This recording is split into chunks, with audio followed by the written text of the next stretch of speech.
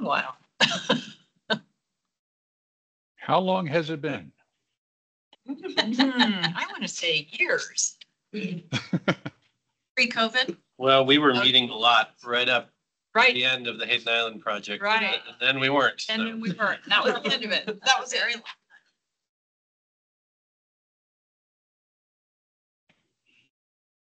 Maybe the only in-person representative that's. I feel honored to be. You don't feel surrounded? No, not at all. Not at all. Hey, I'm a planner.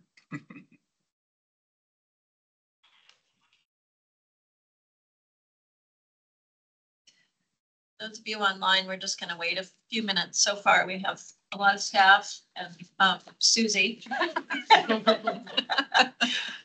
Maybe Steve has a whole crew that he's gathering. Then he's waiting to bring up. That's right. Yeah. Might be having a parade. So we'll just give them another minute or two. Thanks for your patience.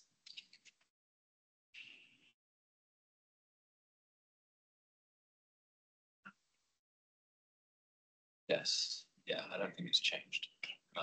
It is in the Teams folder.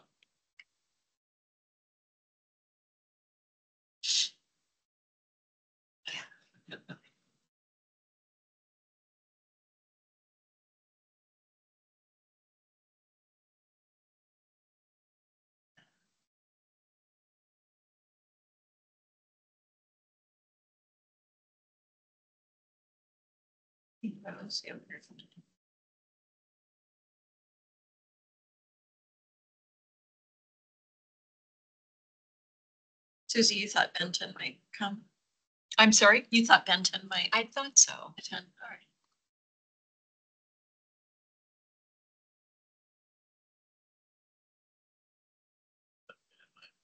Passcode and they don't remember what it is. Now, John. I just changed the last digit. Six. Yeah. Just one up. I wrote it down somewhere. I just did not carry that thing, but I wrote it down on it. So I have to wait until this afternoon.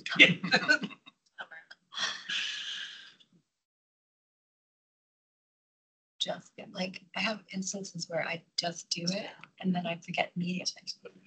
Because I usually kind of scroll it down somewhere. It's where you write it in a weird place, like on a sticky that's in your backpack somewhere.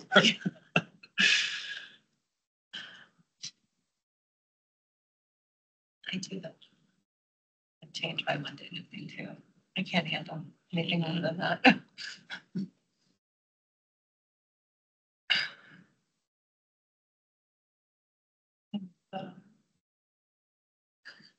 Yeah. Sorry, you seen my transfer? The long one, you haven't seen it, but Oh, really God, long one. yeah. I still have it. That's Aaron. I know.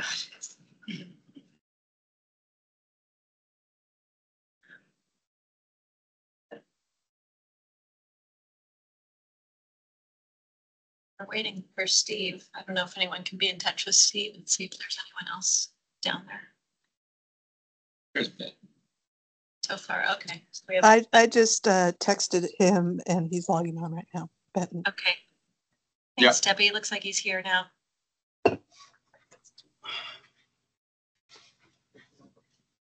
How do we get Steve back, Tom? He'll come up. I think All right. we're good, especially for this initial part. There's John. All right. Good. Waiting has helped. So far, we have Corky and Benton and John as work group members here, and a couple of observers, which we're pleased to have, and staff and partners. So I think we should go ahead and get started. Let's start on the introductions. Hi, good morning, everyone. Really nice to see you all. Again, it's been a while, but grateful you're here in August. As you know, Deb Myhoff facilitating the meeting.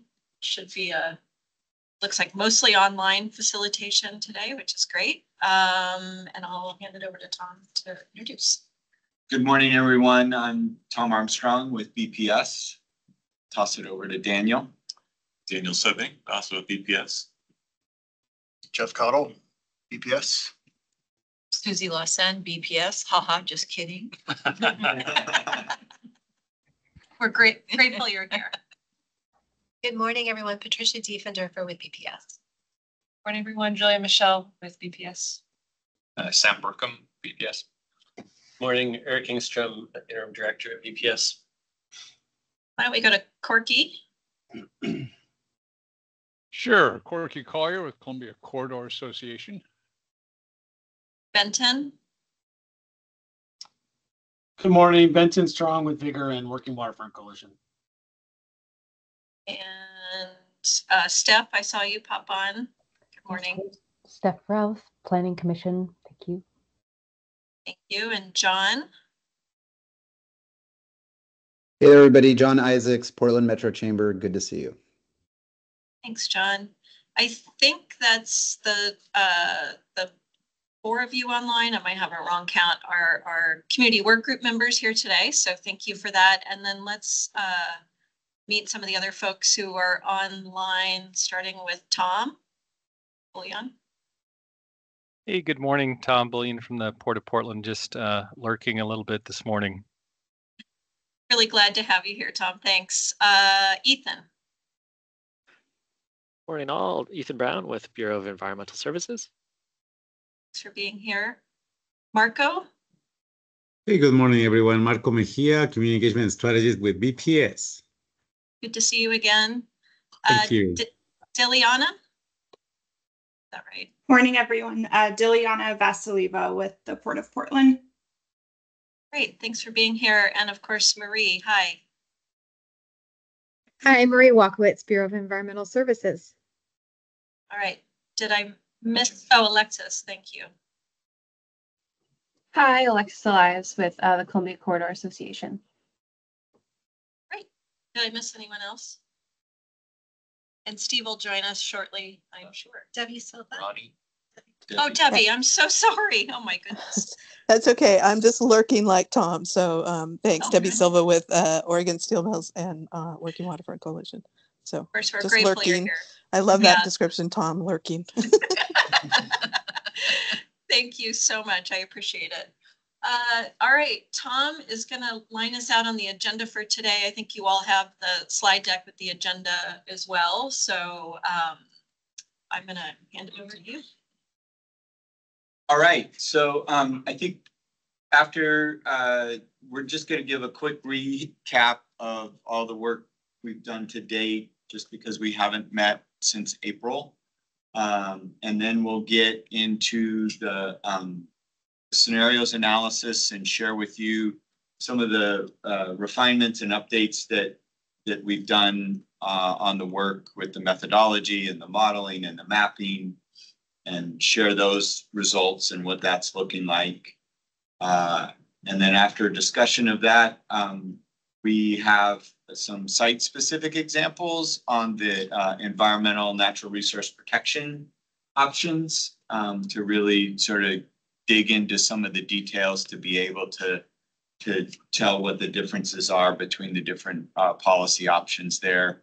And those maps have been posted to the website. I'll drop a link into the chat if you don't already have that to be able to find that. And then we wanted to wrap up this afternoon or this morning by sort of, I guess, elevating or expanding the conversation. The most critical policy decisions center around industrial land, but we also have the other 3/4 of the city to think about, and wanting. And the EOA addresses the city as a whole. And so we wanted to start the conversation about how would, sort of the economic vision for those other sectors, and begin to talk about what kinds of actions or strategies we need to begin to highlight as part of the EOA to realize those opportunities there. And then we'll close with a little discussion about next steps.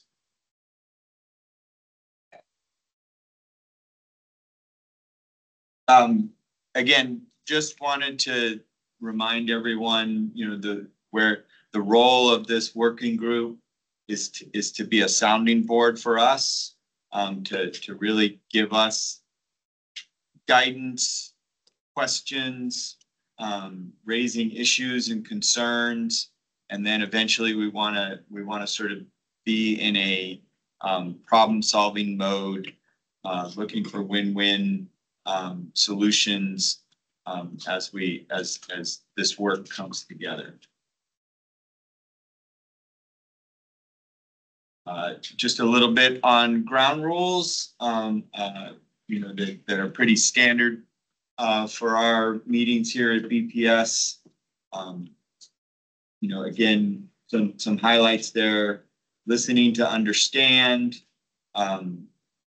You know, we want to allow and appreciate disagreement, but again, we want to listen and try and understand the different views, the different issues and concerns that are coming out of this discussion.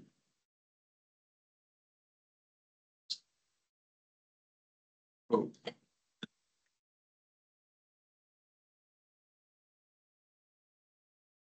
So just a little reminder of where we're at. You know, we're still early in this EOA process, even though we've been at it for almost a year. And we've been working on the technical analysis supporting this for even longer. But, you know, and you all have seen over the last year how complicated and complex these issues are and the analysis is. And we're still there. We're still working out the details. We're still looking for your feedback. All of this eventually will roll up into what we call a discussion draft, where we will start a broader community engagement process to talk about these issues and these options, and that will eventually lead into the more formal legislative process with a proposed draft going to Planning Commission, and then the Planning Commission eventually making a recommendation to City Council. And just again, a reminder, this is our 8th meeting of this group, and we've dedicated a lot of time and it's been nice to have that time to talk about specific issues like Columbia Corridor E-zones or the employment forecasts. I think what you'll see today as we talk about these scenarios, we're going to try and give a brief recap of just to sort of try and bring everybody back up to speed. But we may not get too far into the details. Happy to answer questions and also follow up to dig deeper in that. We have a lot to get through today, so we wanted to hopefully get everybody up to speed and remind everyone where we're at and what we mean by different E-zone scenarios or the River E or infrastructure constraints. But you know, again, we're still in a process and there's still time for deeper discussions. So before we jump into the scenarios, are there any questions about sort of process, where we're at, what we're trying to do? If not, I think I'll start this off and then hand it off to Daniel. You know, with the scenarios framework, what we've tried to do is both look at a combination of natural resource protection scenarios and a combination of industrial capacity investments, such as a brownfield program or infrastructure like freight transportation investments, to see how a combination of those policy choices affect the buildable land inventory. And what's that range or swing when you start looking at combining those options together? And that's what you'll see this morning. And when we talk about natural resource protections, those are really some of the most consequential policy decisions we need to make. And we're really talking about three different categories. We have the Columbia Corridor E-zone changes. We have sort of implementation of the river environmental overlay zone in the north reach of the Willamette River. And then we have tree protection measures in the heavy industrial zone. So I'm going to turn things over to Daniel to talk a bit about each one, what we mean there, some of the results that we're seeing from our refinements and the work we've been doing over the last couple of months, and just sort of the impact that we're seeing from those different policy decisions. Thanks. Start with the next slide. Well, I guess we can get, so Tom said there's three different things that we're looking at: the Columbia Corridor E-zones, the North Reach, and tree protection policies. I'll start with the Columbia Corridor. The project area that we're looking at is about 16,000 acres in total. That includes some area that's not industrial area. So if you look at just the tax lots that are zoned either industrial or employment, that winnows it down to about 7,000 acres. That is the majority of our prime industrial land, city of Portland, this project area. And the majority of the prime industrial land that's not in the project area is in the North Reach. So the two projects together are addressing environmental protections in the majority of the industrial land throughout the city. Next slide. Can we make sure that people online can hear it? Because Yeah, I've been monitoring, but it's a good. I will speak up. Thank you. Sure. Thank you. I appreciate that. Sure. So with the Columbia Corridor E-zone project, we have three scenarios. At the low end, we have the minimum scenario, and then in the medium scenario, we're calling the climate resilient, and then the maximum is our high scenario. So they're all protecting high value resources.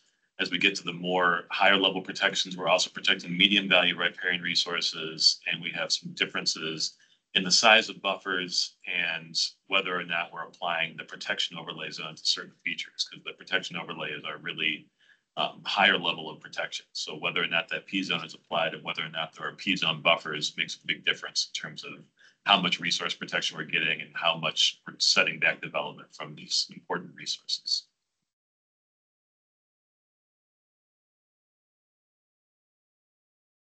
And so since we last presented the Columbia Corridor E-zone project back in November to this group, we've been working hard to make some refinements to the policy proposals that we presented previously, and those refinements that we've made has an impact on the amount of area that's covered by the E-zones in these scenarios. So the first change that we made is to the policy of applying E-zones to herbaceous vegetation or bare soil that's located between 50 or 100 feet from the banks of water features. Previously, we were applying C-zone between 50 and 100 feet sites where that was herbaceous or bare soil. The sites where that's really impactful are some of these larger vacant industrial sites where they're continually mowed to keep them in development condition. And so we have shrunk the E-zone buffers, the amount of area that we're applying C-zone to on these larger sites.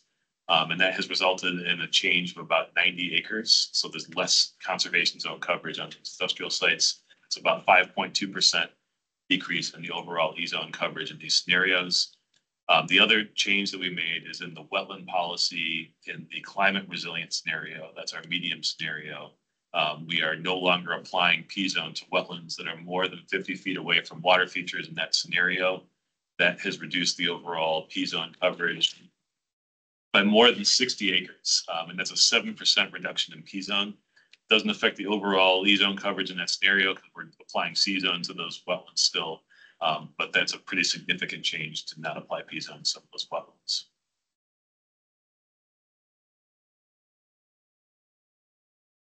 And so we've done some analysis to try to see what the impacts are to different sites in the project area. And we've broken it out by either developed or BLI sites. So the BLI sites are those vacant sites, or the sites that have some additional development capacity.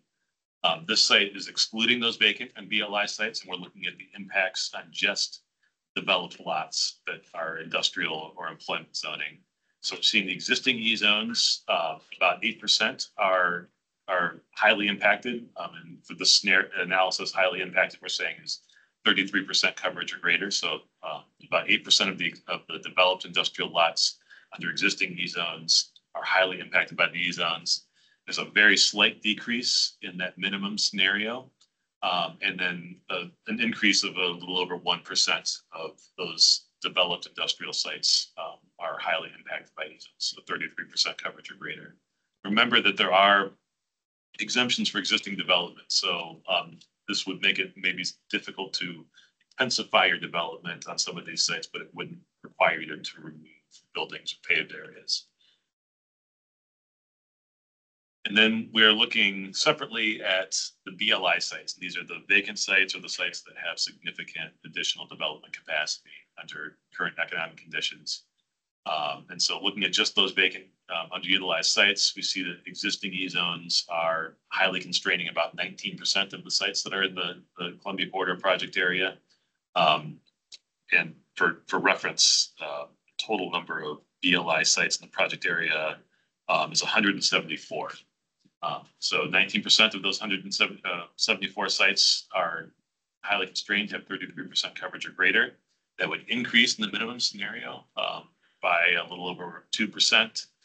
In the climate resilient scenario or medium scenario, we'd be seeing about a 7% increase number of sites that are highly impacted by the E zones. And in that maximum scenario, the high scenario, it would be 28% of the total BLI sites. Digging in a little deeper, the next slide shows you sites that are 10 acres in size or larger. So we winnowed down even further. So we started with 174 BLI sites. Of those 174, there are 56 that are 10 acres in size or larger that are in the project area. So of those 56 large sites, the current E zones are highly constraining 7 of them. The minimum scenario that would increase to 10. In both the climate resilient scenario and the maximum scenario, about a quarter of those large sites would have 33% coverage or greater. So now moving to the North Reach. So these are the other large industrial geography. These are sites that are on the North Reach of the Willamette. We currently apply a greenway overlay to these sites.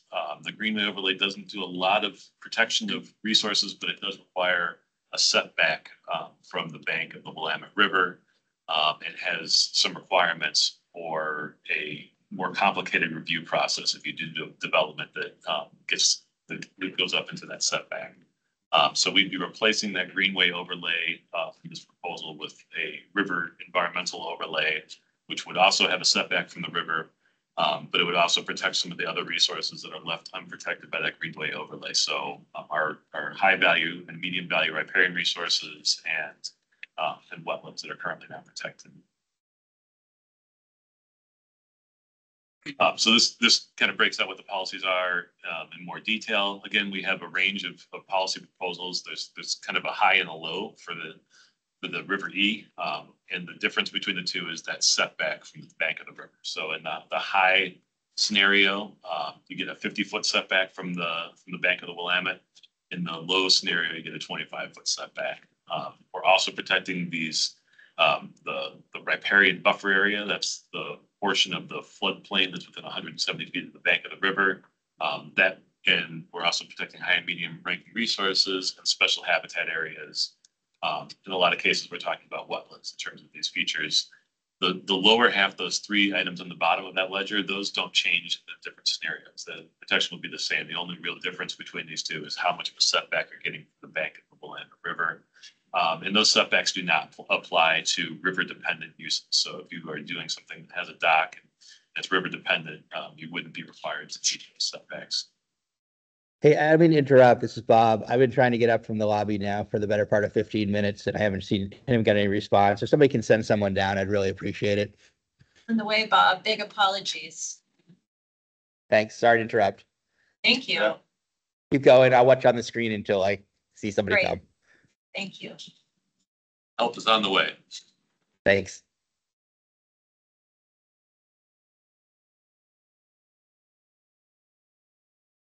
But go ahead and keep going. I'm just watching, so it's fine. So again, we want to look at what what the impacts of these policy proposals are on sites. This first slide is all sites that are in the North Reach. So, and again, we're using this 33% coverage as being our break point. If it's more than 33, it's highly impacted. It's less than 33, it doesn't appear on this ledger. So we're seeing that within that North Reach geography, if we were to apply the River E, we'd be seeing 64 sites in that low scenario, though with the 25-foot setback would be highly impacted, have more than 33% coverage. And if you go to the 50-foot setback, that goes up by 10 to 74 sites. So it's a difference between 15% or 17% lots. And this is, again, all lots. So both developed, undeveloped, vacant, underutilized. It's all included in the slide here. The next slide will just be the BLI sites, those ones that are vacant or underutilized. So with the 25-foot setback, you get 27% of the lots impacted from more than 33% coverage. And then in the 50-foot setback scenario, you get 31 lots, or 34% of the BLI lots are impacted. And then the last piece of this puzzle for the environmental protections is tree protections. So the last base zone in Portland that is exempted from the tree code is the IH zone, heavy industrial. And so we want what this proposal would be, it would be to take away that exemption. So we would now be applying tree replacement standards to that area, which currently don't have that in permitting requirements. Planting. And we have a range. We got a low and we got a high medium. In the low, it would just be the requirement to preserve trees in these industrial zones. In the medium high, you would not only have free preservation requirements, but you'd also have free planting requirements.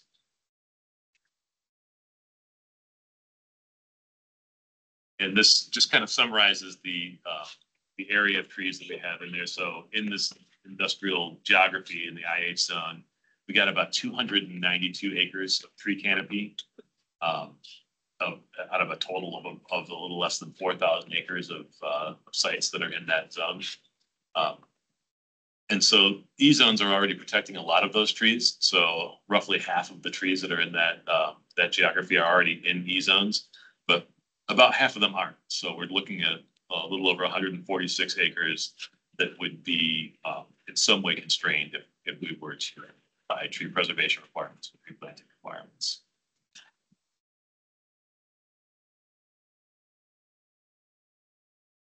Okay, are there any clarifying questions about the natural resource protection scenarios and or that gives you a broader overview of the options? Hey, Tom, I think just in terms of for clarity on the tree code, just to be clear what preservation means, it doesn't mean that you have to preserve it, but it does mean that, so the tree code allows for 2/3 of the trees to be removed. So you have to preserve, that's anything under 20 inches diameter of breast height. And then above 20 inches, you have to pay a fee if you're going to remove them. So it does add costs. It doesn't mean that they have to be preserved at all costs at all times. So to just be clear, we use the term preservation because that is how it's addressed in the tree code, but technically you can still remove them. It just depends on how big they are and how much that costs to remove them. And then just planting is self-explanatory, but just want to make that clear. Clarifying, oh, sorry, I see in the chat. Yes, hello, John, go ahead, please. Hey, I just have a basic question. Can you just remind me again, when you say minimum requirement, what does minimum mean again? Like minimum to meet, is that to meet a federal requirement? What's minimum? Yeah, so that refers to the Metro Title 13 Nature and Neighborhood. So Metro identified and created a methodology for how to identify natural resources. They said it's very similar to what our NRI is, what our natural resource inventory is in Portland. We've adopted. So this is just a methodology for saying when you have a stream and the vegetation that's in proximity to that stream, up to a certain point, it's a high value resource. Beyond that, it's a medium value resource. Beyond that, it's a low value resource. And Metro has certain statutory code requirements that jurisdictions in the Metro region are supposed to comply with. So our code is supposed to be substantially compliant with that. And so there's a recognized deficiency in our code that we know that our E-zones are not protecting all of the resources. It's something like 70 or 77%, somewhere in that range of the resources that Metro identified are in E-zones, but a significant portion are outside. So that minimum scenario would be what it would take to extend the E-zones to cover that gap. Okay, thank you. Thank you. Corky, question, clarification? Yeah, a few of them. One is as we move forward to the, I think it's on today's agenda of kind of looking at the city more broadly rather than just the industrial areas. Can we compare the natural space, natural resources that are protected in industrial areas compared to the rest of the other parts of the city? You know, kind of get a sense of, you know, what are the, in terms of the industrial areas, how much natural resources are they kind of setting aside compared to residential areas, for example? Can we get that kind of comparison? It doesn't need to be specific, but, you know, it can be crude sort of thing. I think that would be kind of helpful. Another one was on the tree removal. We talked about 146 acre impact. Is that, I presume that's probably included in you know, the overall land supply numbers. Am I correct in assuming that that's included in, when we look at the different scenarios, that you've taken that 146 acres from the tree canopy protection and added that to our loss of industrial acreage? That number's for all heavy industrial zones, right? Yeah, it's all heavy industrial, but it wouldn't be a straight take up because you can remove those trees under the tree code. It's just that it's adding a constraint to 146 acres. Well, no, yes, you can, but the cost of removing that tree is quite high, you know, tens of thousands of dollars. And so, and the intent of it is to prevent the tree from being removed. So I think the assumption can be made that if you take away that exemption, the point is to not remove the tree, right? So therefore, you had on your list there, you've got an impact on 146 acres. I just want to make sure we've taken that 146 and subtracted that from the other subtractions of industrial acreage. Well, I guess I would say that we just, and we're about to get to that, but we, so yeah, Jeff Cottle, BPS, but we have different percentages in terms of the constraints that we apply to based on what the conditions are on the individual site. And we were about to get there, but I think so we have a certain portion that we apply for when a tree, where the tree code would apply, that goes into those numbers. And again, that sort of low versus the medium high, that those different assumptions about the new requirements that would apply go into each of those different scenarios.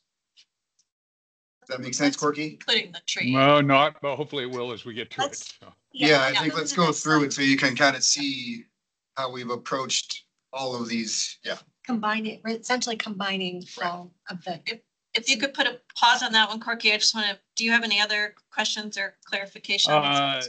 Yes, when it comes to the setback on the Willamette River in particular, I'm trying, I guess, and I don't want to, I'm not trying to rehash too much, but I'm unclear, and maybe it's coming in the rest of the meeting. I'm unclear on why we're talking about any additional setback on there in the first place. We're talking about a working waterfront. Obviously, if we've got natural space, yeah, we get that. Yes. But when we're talking about about an industrial zoned lot, why are we talking about any setback for the city? That's separate from any upcoming federal requirements, of course. Yeah. So, Jeff, do you want to speak to? I mean, part of this is driven by floodplain requirements as well, in a way, or it helps to also address. Well, yeah, it would. I guess it would contribute to our floodplain kind of the requirements that we're going to have coming through FEMA. But really, the reason why we're considering a 50-foot setback is that, I mean, that's what we have determined and applied elsewhere along the Willamette River. And when we're talking about non-river dependent, river related uses, the assumption is that we would apply the same requirements that we apply elsewhere. We've determined that that's been sort of the minimum setback that we would expect from development. Again, that doesn't need to be right near the water, the river dependent, river related. So it's a consistency with elsewhere along the Willamette River. And elsewhere, we kind of have 50 feet from other resources throughout our environmental codes. But it doesn't. Yeah, but those are not industrial zones on the river for the most part. So I'm talking about an industrial acre on the river. Well, that's part of the consideration here. I think that's, yeah. But the fine detail is that within that setback, if you're doing river-related industrial development, you can still do that within the setback.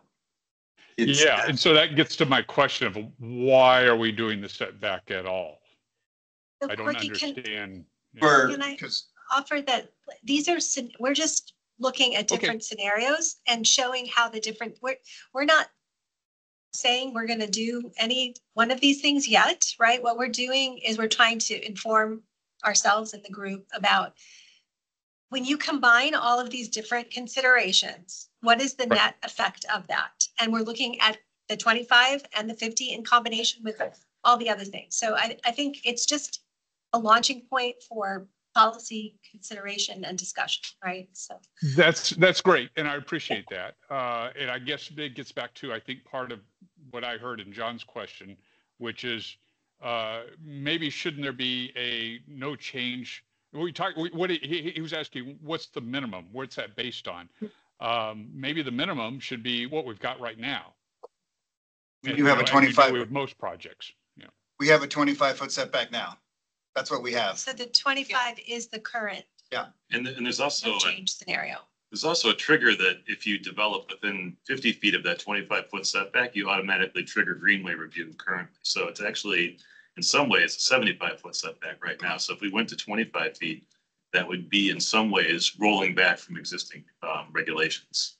It'd be nice to kind of see, I don't know if we can get that on the chart. It'd be nice to kind of see those comparisons. We'll get to the maps, but Bob, do you have a clarification needed, or are you good for now? I'm good for now. Okay, thank you. Great. Moving along. Okay. Thank you all. So now we're going to talk sort of the other side of this, which is what we're calling the sort of investment scenarios.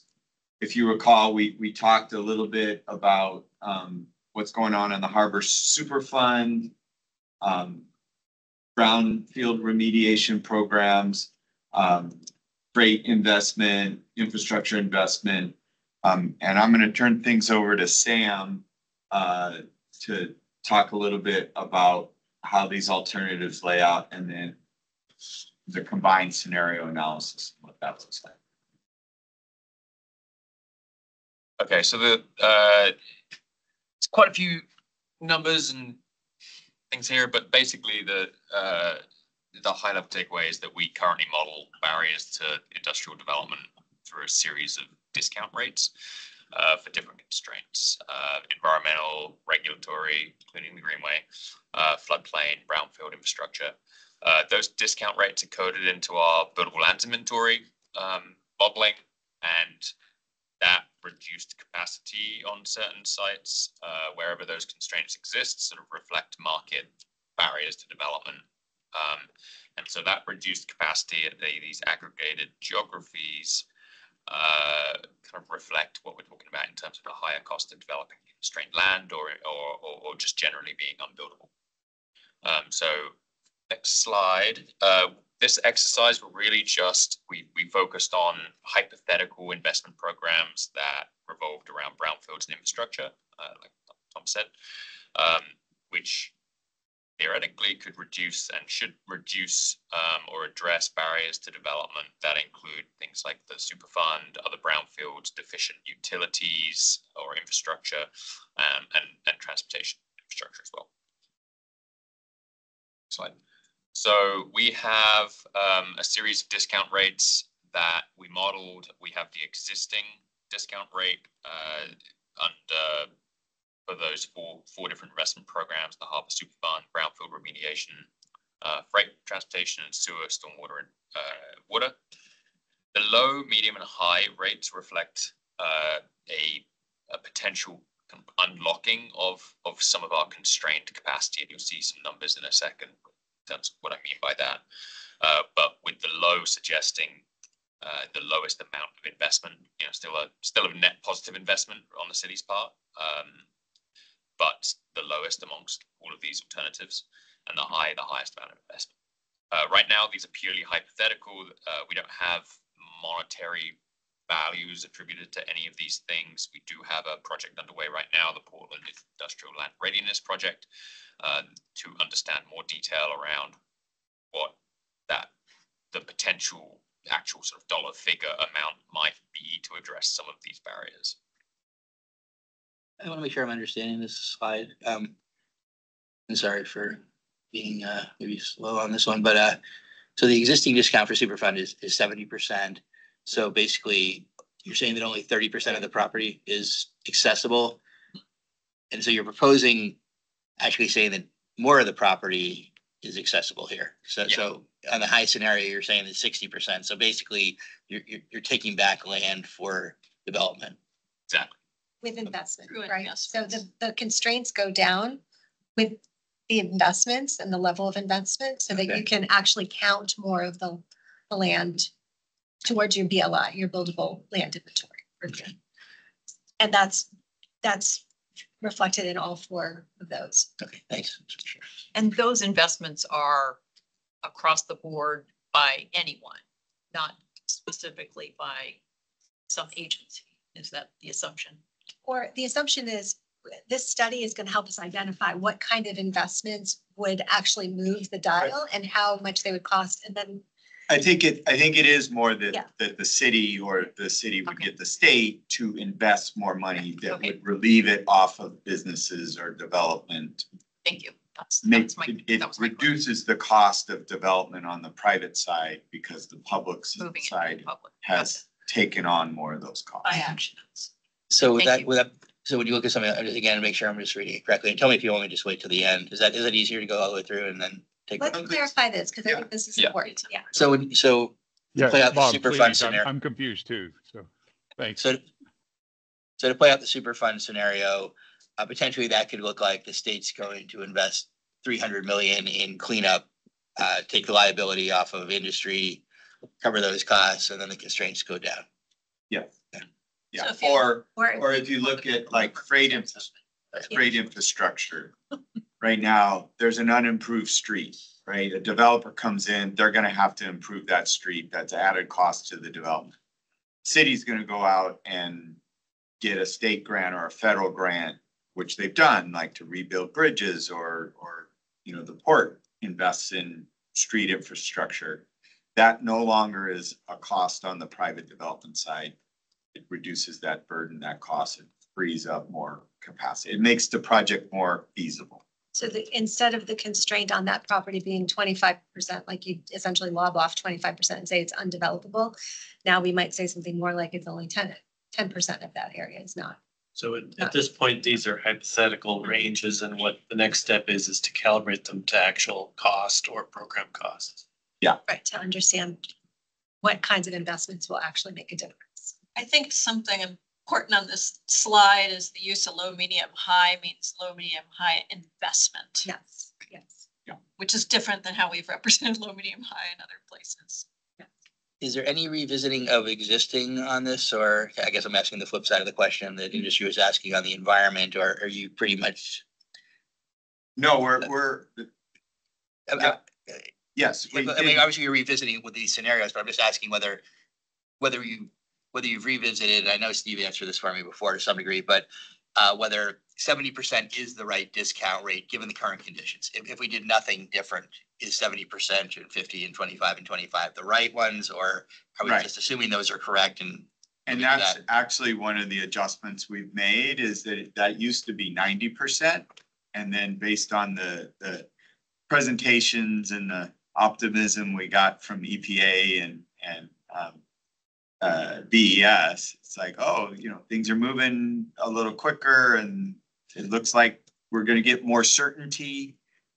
And so we bumped that from a 90% discount to a 70% discount as a start. But yes, for all of these, we're constantly sort of trying to figure out how the real world works so that we can plug that into these models. So just on that, so freight transportation, is that linked back to your freight plan? Or how did you come up with the 25% limitation, I guess? Yeah, so it's two things. One is it's comparing past development trends and looking at the difference between sites that have access to a full transportation system and don't have to pay that cost versus sites that have insufficient substandard streets, and looking at the differences of development rates and type of development and intensity of development that we're getting. And then, and that sort of gets us to this, well, it's about 25% discount. And then we go and we map, okay, where are all the substandard streets? Where are all the freight bottlenecks? That becomes sort of the investment package that we need to cost out. So it's road focused though. It is road focused, okay. Yes. It's like, if I remember, it's a combination of, I guess you said, property with unimproved streets. In some cases, railroad crossings where there isn't an adequate crossing, or in some cases, traffic congestion that would cause, if a developer came in, they might have to put a signal in or something. Gotcha. There's one that's proximity to a congested freeway interchange. Oh, yeah. Okay. Any other questions about the discount rate? Because this is an important part. Yeah, specifically on the brownfield one, I'm wondering if we shouldn't just kind of go whole hog here. Let me take the BPS site out on North Portland Road, for example. So they bought property, 20 years ago that was heavily contaminated. They're now in the process of doing some cleanup, but mostly capping it. It's not what I would call the best brownfield remediation, but it's better than what you had. You had a heavily contaminated lot. Now they're doing something to reduce that contamination significantly and reduce the impacts on the environment from that lot. So why wouldn't we give them, complete discount, for that? Because they've significantly improved it, even if I think they can do better, they significantly improved it from what we have, which is better for wildlife habitat and there is some adjacent to that. It's better for people, and it allows us, it reduces the amount of lost industrial acreage in the area, brings back some industrial acreage that we can put back into use. I'm seeing this as win-win-win all the way around. So why wouldn't we just say, we're going to give you, a full discount on that? Yeah, go ahead, Steve. When we did the comp plan update, we proposed a 60% brownfield remediation rate, and it was based on analysis done in the brownfield redevelopment assessment, and estimated costs were about $100 million in incentives to make that work. The costs go way up as you make that percentage increase. So that was the percentage that was chosen in the comp. This is a compiled. Yeah, but I think to Corky's point, like that example, right? Someone had to pay that cost, right? Of cleanup. And right now, what we're seeing when we look at development permits and who's doing it, we're seeing some activity, some private developers take on that cleanup cost, right? But a lot of them are avoiding the brownfields. The cost of cleanup makes the project infeasible. And so that's why when we look at the buildable land inventory and we come across a site that's vacant and it could be developed, but it has a brownfield on it that has a higher cost of development, therefore we've discounted the capacity we get that by 50%, because essentially we're saying, half of the brownfields out there are going to develop and developers are going to pass on the other half.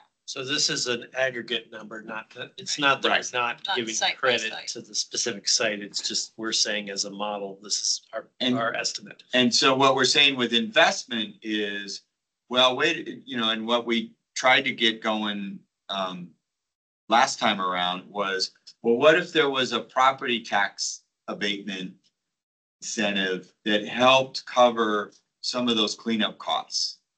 And if you created that program, or if we got the state to create an income tax credit, then that, again, it's a shifting of costs from the development side to the public side that makes that development more feasible. And so we would expect more of that land to develop. And that's why you see the decreasing discount rates with the higher investment, the higher program investment. Okay, and my apologies. I was misunderstanding, and I'm probably still misunderstanding this chart. So thank you for explaining that better. And I completely agree with Steve. That was a classic example of the 60% that we did last time around with the comp plan. And you know, it was ridiculous. It's like, okay, we're going to clean up 60% of brownfields. Yeah, I wish, but you know, it was ludicrous. So thank you for explaining that better. One more question, Bob, and then I think we might be there. Yes. Just a comment. I don't think we always do a good job of flagging where we might have common ground. I think this is a place where we do. I think there are complicating factors like polluter pays principles and things like that. But I do think, you know, there's room for investing. And I think we should be thinking about things like PSEF as well. But I think it's a complicated jump. I don't think we especially, there's the feds and the state, but if the money's local, it's more certain for sure. And I do think there's an interesting nexus there of jumping from, if you do this over here, you can protect this over here, and you can sequester more carbon and be more climate resilient. But it's a two-step on a lot of this stuff. But there is money out there now that wasn't there historically. Yeah, and you're right. I mean, we did get there, right? We got there with the legislature doing something. It's a little trickier to get at, but we got there with a local property tax abatement proposal that at least the city supported and couldn't get the county to buy on, but try again. Got a new county leadership. Make the case again. And a nice little preview of talking about some strategies coming forward, but thank you for reminding us there is common ground. Sure. Okay. So what does it mean, these discount rates? Yeah. Right, so this is where we start to overlay the natural resource protections with the industrial capacity investments, all of those programs. And we get an alternatives framework that sort of looks like this. That's all to say we do not model all of them because it's not necessarily realistic, but we modeled 5 of the alternatives, kind of used the high resource protection, high investment scenario up on the top right as kind of a high watermark, probably with the understanding that that is not necessarily a feasible option, but it's there as a point of comparison. So these kind of form our 5 scenarios going forward. So we're going to see what those numbers look like. Starting with what the numbers look like in terms of the BLI at least. We have the buildable land inventory model land supply results are shown here for each scenario. We have our base supply and our constrained capacity. Our base supply is before we factor in any sort of discount rates. And so you can see not a lot of variation between the different scenarios in the base supply acres, and that's largely because we're not factoring in the investment discount rates, the changes there. What we're mainly doing is moving those setbacks, moving those boundaries with the natural resource protection. So you can see variability is minimal. But we do have around 2,400 acres generally of base supply acres, including 1,700 acres of vacant land.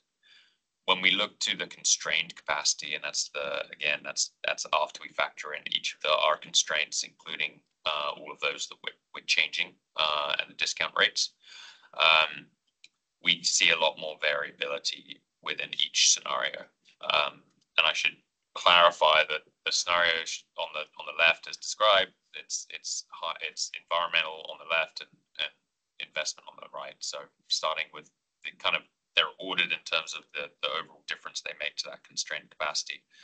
And it's probably unsurprising in that the scenario that makes the most difference to our overall a net increase of our constrained capacity is the lowest environmental protection scenario combined with the highest investment scenario. But we do have what we see is an increase in that constrained land capacity anywhere from 2% up to 25%. An increase of 22 acres up to 244 acres, which reflects a more efficient use of our industrial land inventory. We are, land utilization under these scenarios is still up at around sort of 50% of that base supply. So we still have another 1,200 acres in there that is fully constrained, that we wouldn't necessarily expect to develop, but we do have room to explore that further throughout this process. On the next slide. So, yep. I have a clarifying question. So the base supply acres, that's what's out there today with the existing limitations of the Greenway, et cetera. So the base supply acres shown there, the 2,400 acres, is everything that we've identified as potentially buildable. So it's either vacant or it's underutilized. Okay. But we're not reducing that land capacity because of the presence of any constraints. At all. Even though there are existing. Yes. So it's the gross acreage of all of that land. Okay. Basically, another way of looking at the constrained capacity is kind of the market ready capacity, or at least what we would expect to be developed going forwards. So another way to think about it. Help me. Gross acres. Yeah. Like if cost was not an issue, there's probably 2,400 acres out there that could result in new industrial development. And you're not paying any attention to existing policy that constrains, like Greenway code. Right. You're not. Okay. That's what It's just the land area. Yeah. It's just the land. It's Okay, just thank you. What is that potential out there? Everything else has a building on it already, is being used. Okay. The 983, I think, is what you're thinking of. So the 983 is saying that when you factor in all the constraints, existing constraints. Today, we have 983 acres that are more easily buildable. Got it. That are not, encumbered by all those constraints. Okay. And then the different scenarios, right, are the additional acreage that gets opened up, if you will, based on the 5 different scenarios that Sam showed in the previous. Thank you. And so. But you see also that the differences are in some ways not super great, right? Like that, the 983 to 1,200, I mean, it's not insignificant, but it's all the different scenarios we look at that we're just talking about that sort of 300-ish swath of acres at play, really. So all these things that we're parsing to a great degree, right? But still the net effect is within the 300 acres. So just making sure again, and I know I'm being repetitive, questions are already being answered, but I just want to really lock down and make sure I'm reading it right, is that so we functionally have 983 acres today under any one of the scenarios, whether it's high investment, high environment, low, high, every single one of those, in theory, according to this chart, gives us more industrial land. So if we went high and did the low, we still would have more, in theory, more industrial land based on this chart.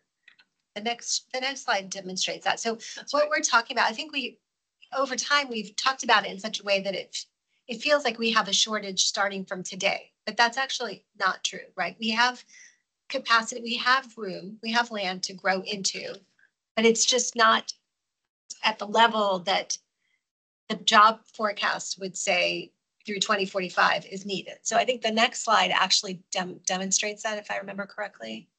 Yeah, maybe we could just show it just for the visual. Right. So Sam, you probably do a better job explaining that.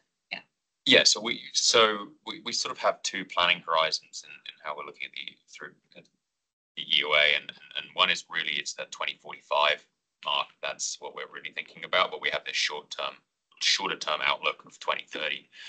And so if we look at through to 2045, we have demand through projected job growth for about 1,500 acres. So that's less than any of that current supply that we do have. But we have a surplus. We have a surplus of capacity if we look through 2030. So we have room to grow through the next 10 years. But not necessarily enough land to serve that projected land need through 2045, which you would otherwise say is a deficit. But yeah, that's what you measure it. Question, John? Can you explain to me the orange? The orange is the land supply. So the orange is the numbers, the constrained supply land acres that you saw in the previous table on the right hand side, and that's the scenario. How are these? Okay, I thought there was a few options though where the orange would go down.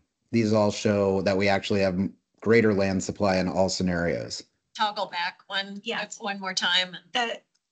John, the orange going up is good, right? The orange going up is showing that each of the different scenarios result in various degrees of increasing the land supply, but some very minimally, like only 22 acres, and then some more significantly, like 244 acres. Is that because in all cases, the investment gain is outnumbering the loss from the environmental protection? Yeah, it's offsetting. Okay, and then so I'm asking these questions because I want to understand. I want to be clear about that. That's all I'm doing. So that the last comment is exactly my next question. So the gain is because we would get investment, and that investment would. So we're actually operating in a theoretical space. We would theoretically get investment from the state or somebody. And we don't have amounts here that would then result in greater land. So the investment would be to clean up brownfields or get some other land ready for some reason.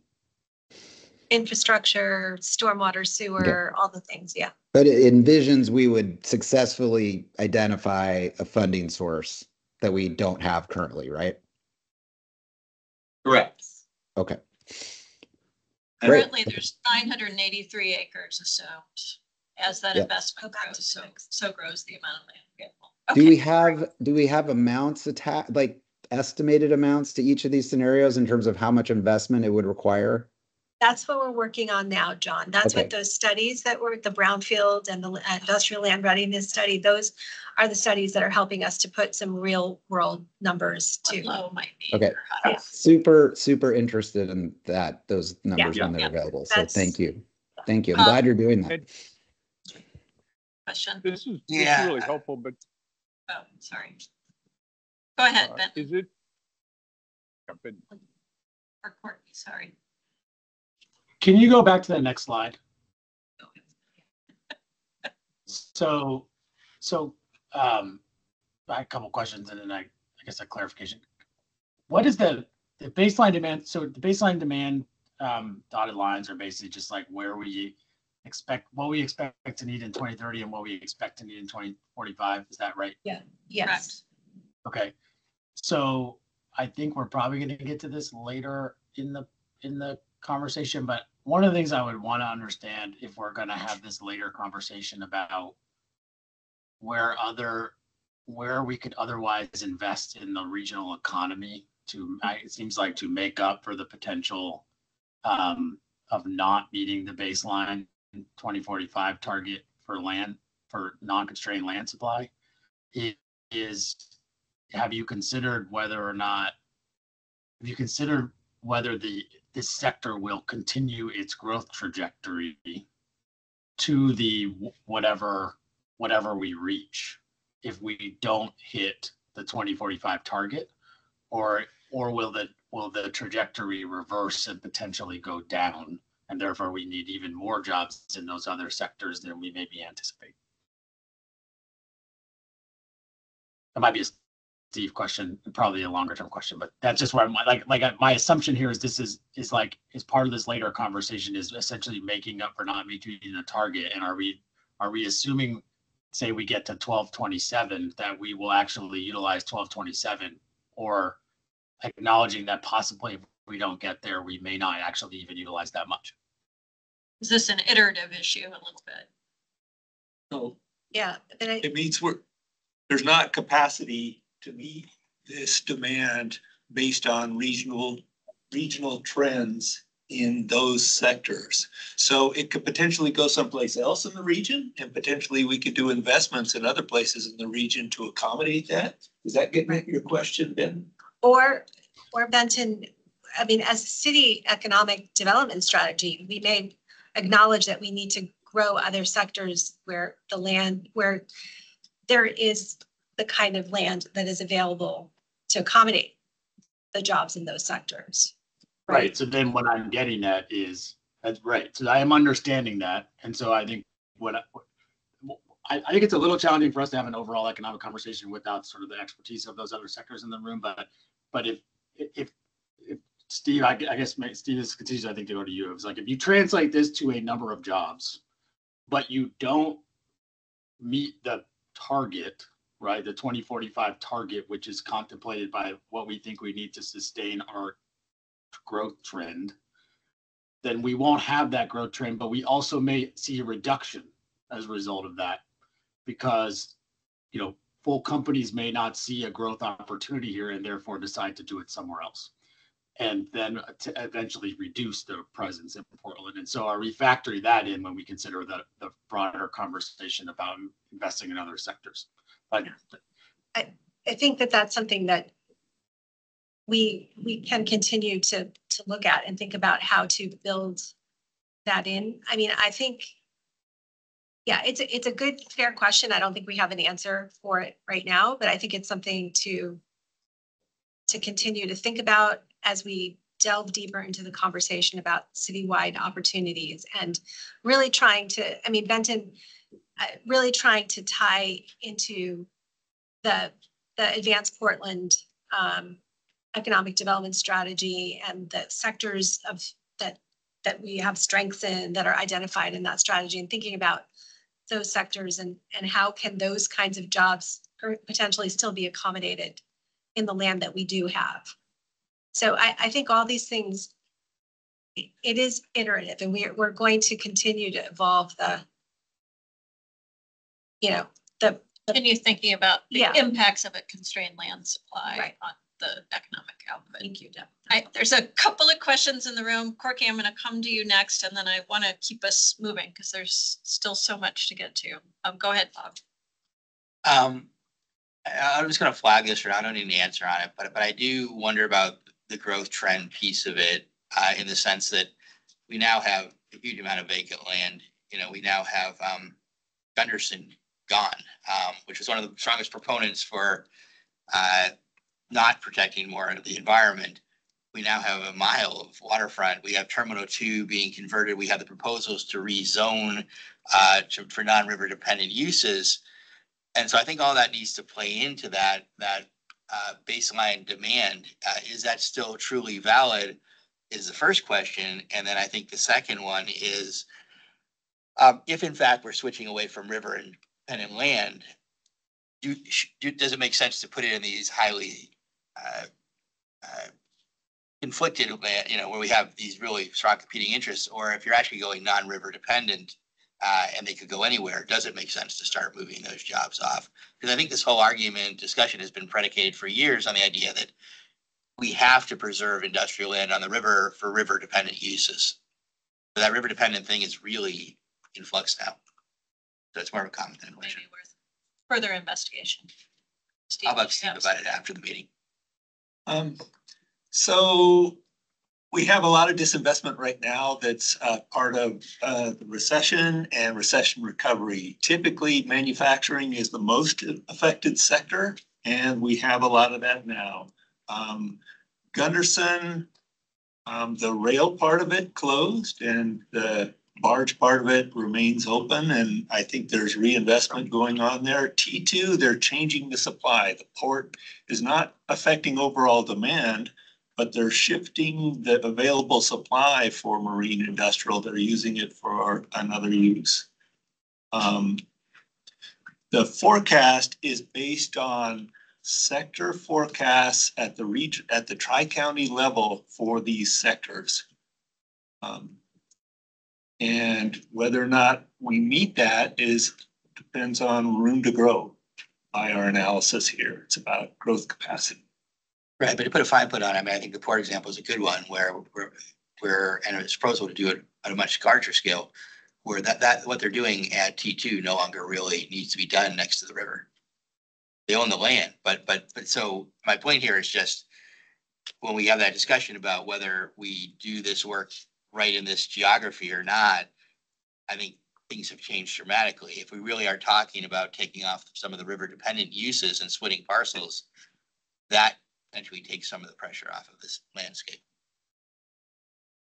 Susie, question. Yeah, I think it either goes to the assumption about the baseline land available or our discount rate.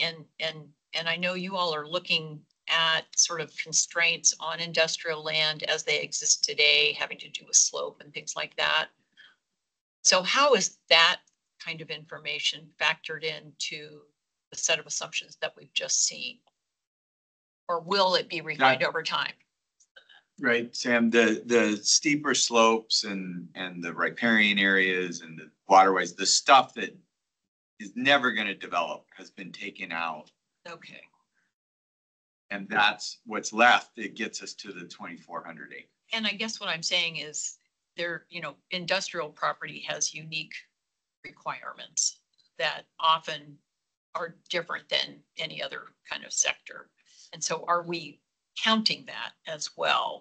And some of those things have to do with, access to the site in different locations, or the levelness of the site, or just a whole host of things. So I'm assuming we're not just taking land and counting it straight ahead, that we're looking at the geography itself. Yeah, I think the way we've tried to address that in the EOA, we have 4 different industrial geographies, and they each meet different segments of demand. They have fairly specialized demand, and they all have industrial zoning or EG zoning that allows it, but they have specialized infrastructure and a group of firms in those areas. And so I think that addresses your question. So the harbor or the freight hub districts are separate segments of the EOA land supply, and the harbor access land is a separate segment. And we look at supply and demand within those geographies. And then that's been carried through the assumptions. Steve, do the numbers up here, is that exclusive of the harbor land geography or inclusive? Yeah, this is aggregate. Everything. Yeah. Yeah. So it doesn't get at Susie's question. Okay, thank you. About the unique geographies. Corky. But when we get to that level, the way Steve has set up the employment forecast and land demand, it does, again, it's based on past development trends, but it does say, well, we've had this much demand in the harbor, and we can break it down to that level of detail. Are we matching harbor demand to harbor supply? Are we matching East Columbia demand to East Columbia supply kind of thing? Okay. I'm going to take Corky's question, and then we gotta see what happens when we apply these rates. So please, Corky. I've got 2 questions, and they're fairly simple. One is on this chart right here. Why do we have baseline demand through 2030? What's that line for? Where did 2030 come from? Why is it 2030? Steve, I mean, that's Steve, you can take that. We've talked about two sort of different horizons in the past. Like the EOA is a 2045 plan, but we talk about 2030 in terms of short-term land supply and demand, right, Steve? So it doesn't really relate to any state requirements or anything. We should be focusing on 2045, right? Yes. Okay. It just kind of threw me. It's like, what? I mean, that's a blink of the eye. It is very short term. Now, please, can we go back to the slide before this? What's making me very, very nervous about both of these two slides is including the investment in this, because the investment, if I understand correctly, it's not funded, it's speculative. We don't, remember what we just talked about a few minutes ago about the 60%. Last time around, we said we were going to redevelop 60% of our brownfields. Well, it was a lie. We all knew it. We were lying to ourselves. City council was lying to itself. It was silly. Let's not do that. So how about in this chart, for example, that we look at the acreage in terms of the environmental restrictions, because staff has done a really good job. They're pretty good. There are mistakes. It's not perfect, of course, but they have a pretty good sense of how many acres will be affected at each of these different scenarios. So let's look at our constrained supply. We'd have the acres constrained under each of these environmental scenarios. And then next to that, another column with our proposed, much more speculative investment on it. So go forward to the next slide again, same thing there. You'd probably have in each of these columns, maybe you have two colors, on the orange land supply. Let's look at the second column, and I'm just making this up, but of course, it just is an example. We got 1,005 acres of land supply in the second column. Well, that'd be broken down into two colors. One is the land supply that's constrained, and maybe that's, I don't know, 600 acres. And then the land supply that we would, add to that through the investment, that's another 400 acres. Again, I'm just making that up. And it would total out at 1,005 acres.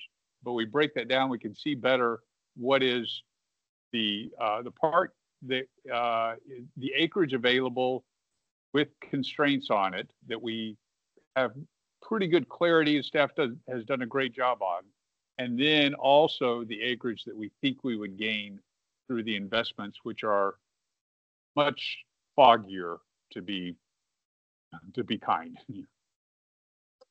Can we do that going forward? I think, yeah, we could do that going forward. I think what we're trying to do here is bring all the scenarios together. Yeah. Right? Like bring all the components together to show the net scenarios, but understanding what you're saying, and we have that information. Yeah.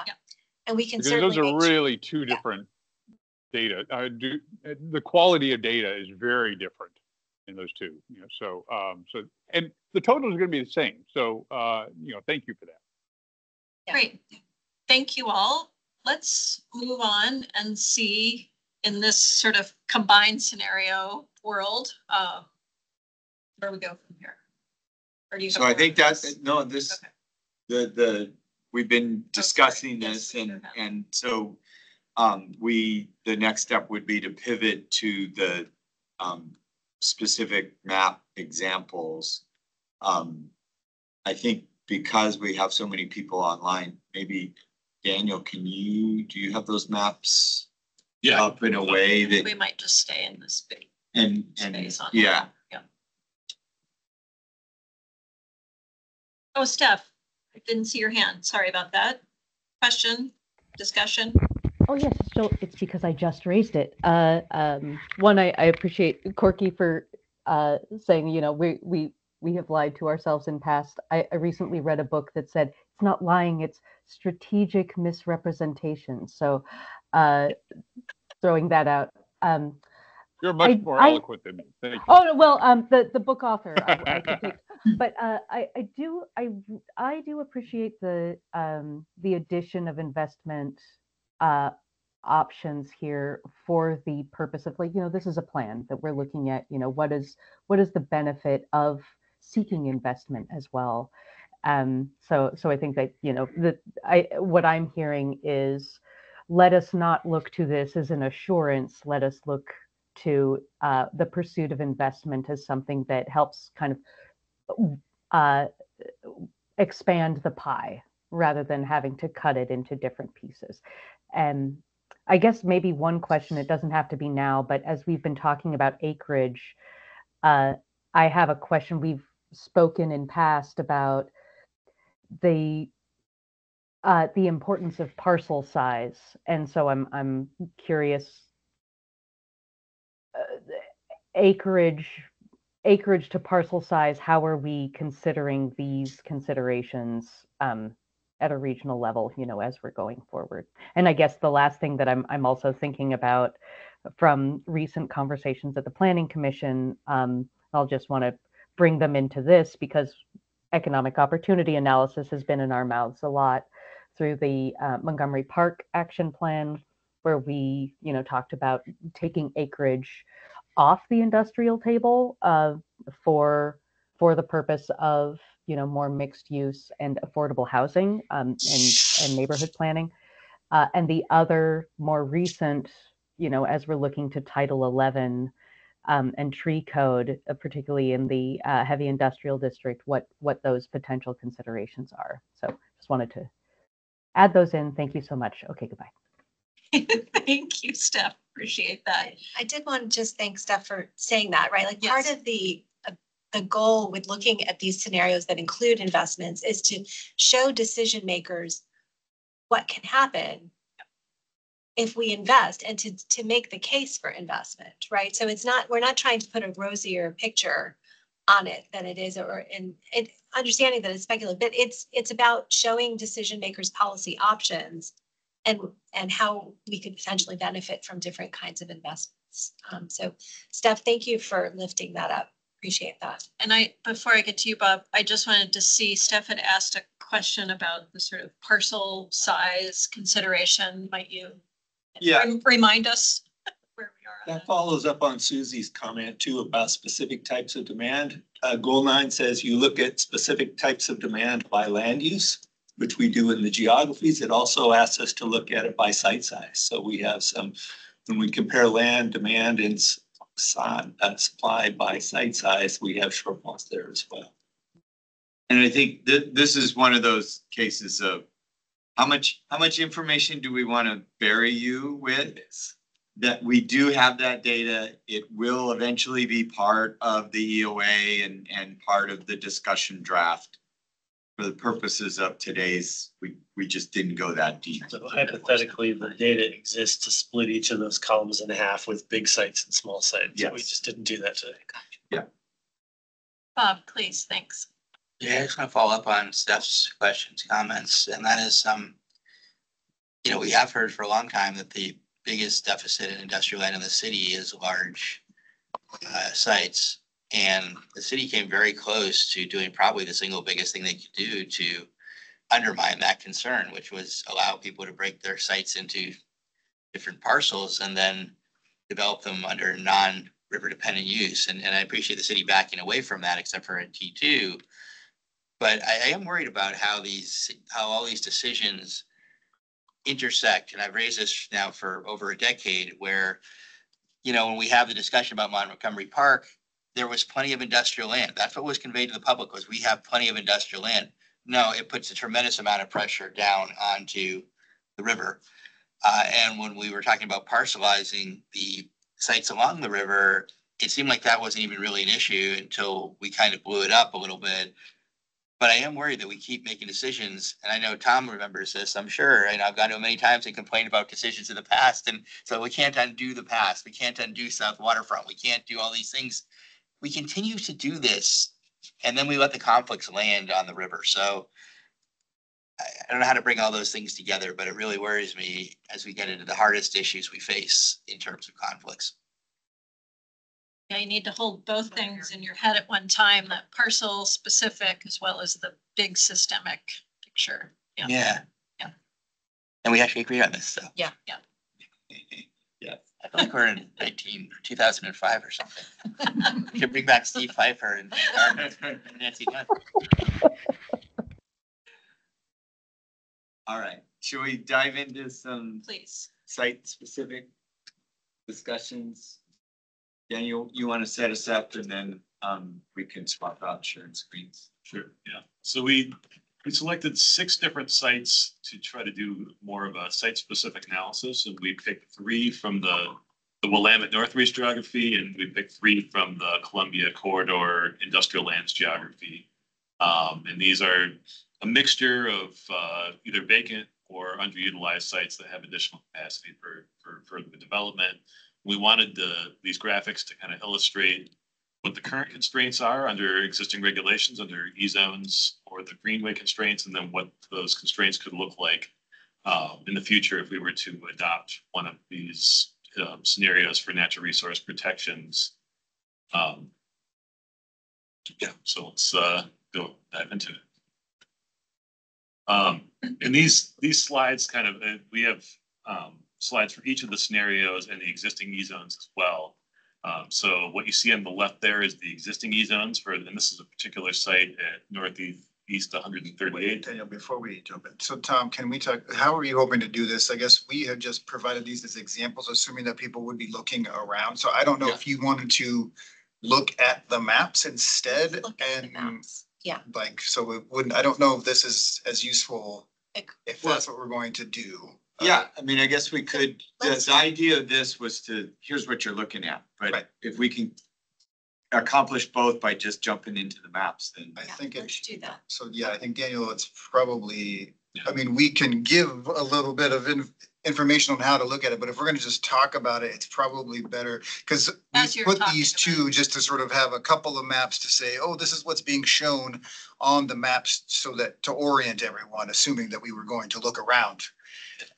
I think if we're gonna have a specific talk about each of the maps, each of the sites, we should just go there to those maps. and you can line us out a little bit. Do we get to put color dots on our favorite scenario? There's Post-it notes if you'd like. Turn on the whiteboard function. Did you just bump me up? I think I bumped you up. Oh, great. Were you trying to share your screen? I was trying to quit so you could share. So you're up. And I'll try and get a link in the chat here for folks at home to, if they want their own screen. Thanks. Then zoom I say. John, I see we're gonna lose you here in a couple of minutes, but look forward to catching up with you again soon.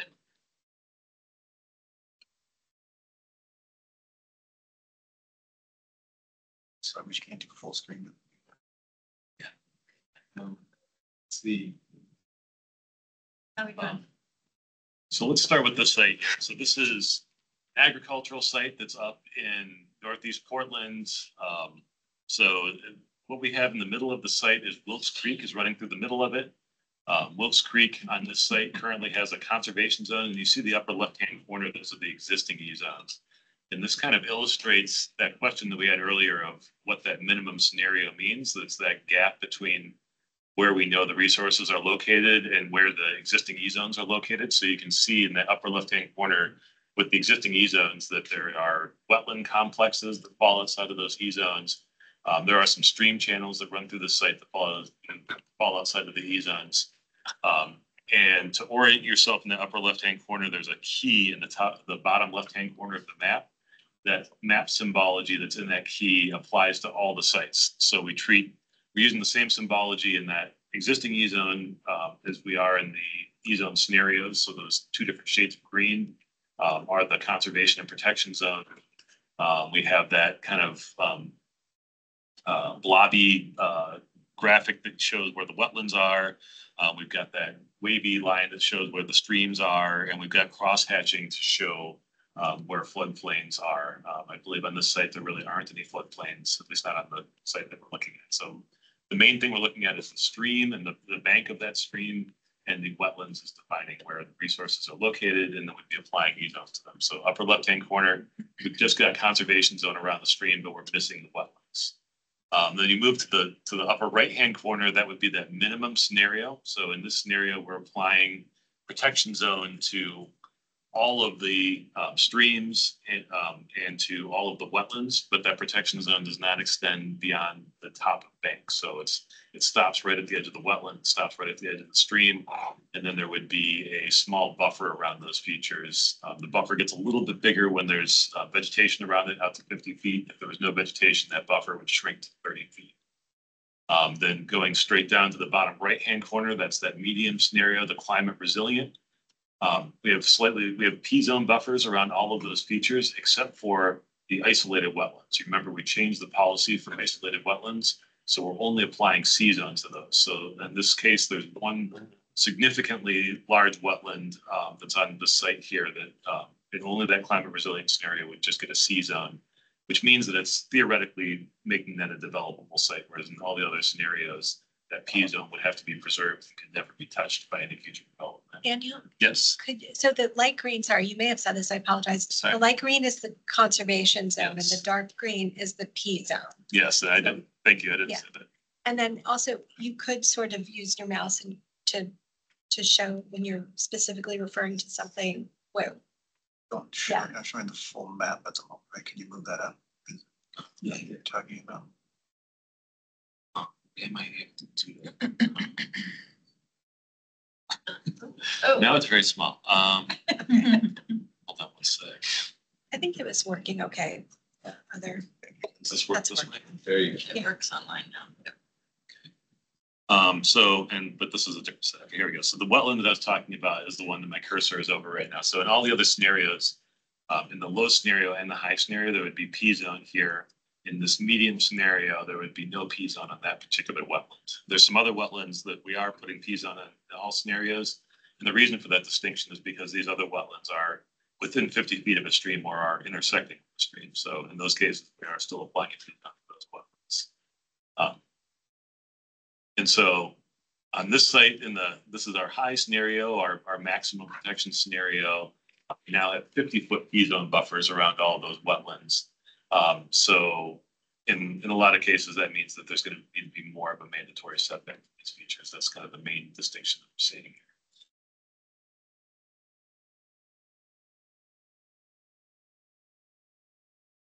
Any thoughts about this? Any questions or comments? This is more of a question about the formatting today, but these maps are about the E-zone choices. Yeah. So do you also have information about the other constraints on these sites as a separate thing? I don't. That's a good question. There is in the tabular data some information about some other constraints, I think, but not detailed or comprehensive. To that point, Eric, what you're asking about is we acknowledge in our various discussions that oftentimes sites have multiple constraints, right? So this is spotlighting the constraint created by the E-zone, but I don't know about this situation, but there are situations in which you have a lot of overlapping constraints. So you can't attribute the constraint only to E-zone or only to. But I think this is for purposes of helping to demonstrate what the different environmental scenarios, how they play out on particular sites, and showing the difference in the if you have a bigger buffer or a smaller buffer, kind of those kinds of levers that we're playing. I guess my question is just to point out that if this site were, for example, 100% in the floodplain, maybe that's a bad example because that might affect the E-zone outcome, but or maybe it was entirely a brownfield. That might make me think differently about our E-zone choice there than if this was an entirely unconstrained site except for the E-zone question. Then we might make site-specific E-zone decisions. Yeah, I mean, I think this is also trying to take bigger sites and think about, are there like more off-model manual changes to make based on specific conditions? But yes, that's true. And then this is a site with very low constraints. It's been farmed. It's been looked at in the past in our site analysis and in the current industrial land readiness project. We're including this as one of our low constrained sites where 25% or less constraints, and the existing constraints are in the environmental now. And having worked on a number of these kind of E-zone projects in my past, I know that we often get to that stage in the process where we decide, oh, this is an especially valuable site for an economic point of view. Let's go lighter on the E-zone here because of that. But then let's go heavier on the E-zone in another place that doesn't have that opportunity. That's departing from the overall schema, but it's something we have done. I see a few hands up. Give me a second. And there's a question as well, but I think I want to just sort of do two things. One is acknowledge we have about an hour. I definitely need to get us to talking about strategies to make the system work more efficiently and better for our industrial land and economic opportunity purposes, not just industrial land. I think the value of these maps might be going through all of them so we can kind of get an overview of how it plays out on different sites, and then maybe circle back about like what are the patterns we're seeing, what are sort of, and we can go back and ask specific questions, but I want to make sure we get through all of them. So really quick before I go to questions, Daniel, can you, or maybe Jeff, can you remind us the differences between climate resilient and maximum protection scenarios? What's the key difference there? So this, in the maximum protection scenario, one, all wetlands are in the P zone, whereas the climate resilient, there's some differentiation based on proximity to streams. And then it's also the width of the protection zone buffer between the climate resilient and the maximum scenario. The maximum scenario is 50-foot protection zone buffers, which is consistent with how we do E-zones in most other parts of the city. 25-foot buffer in that climate resilient scenario would be a smaller buffer than what we normally apply to those features in other situations. And that we talked in November about transition area. And so the difference between the climate resilient and the maximum protection scenario on some of these sites actually doesn't have as big of a regulatory impact as it might appear, because transition area is largely developable, although industrial sites, it's not. That's one of the regulatory relief packages we're looking at, would be taking some of those exemptions and things that apply outside of industrial zones in the transition area and apply them to industrial zones as well too. So if we were to do some of the regulatory relief steps, we're anticipating the difference in terms of the regulatory impact between that climate resilient and maximum scenario wouldn't be as great as it appears to be, just based on the size of those protection zone buffers. And then just one clarification. Yes.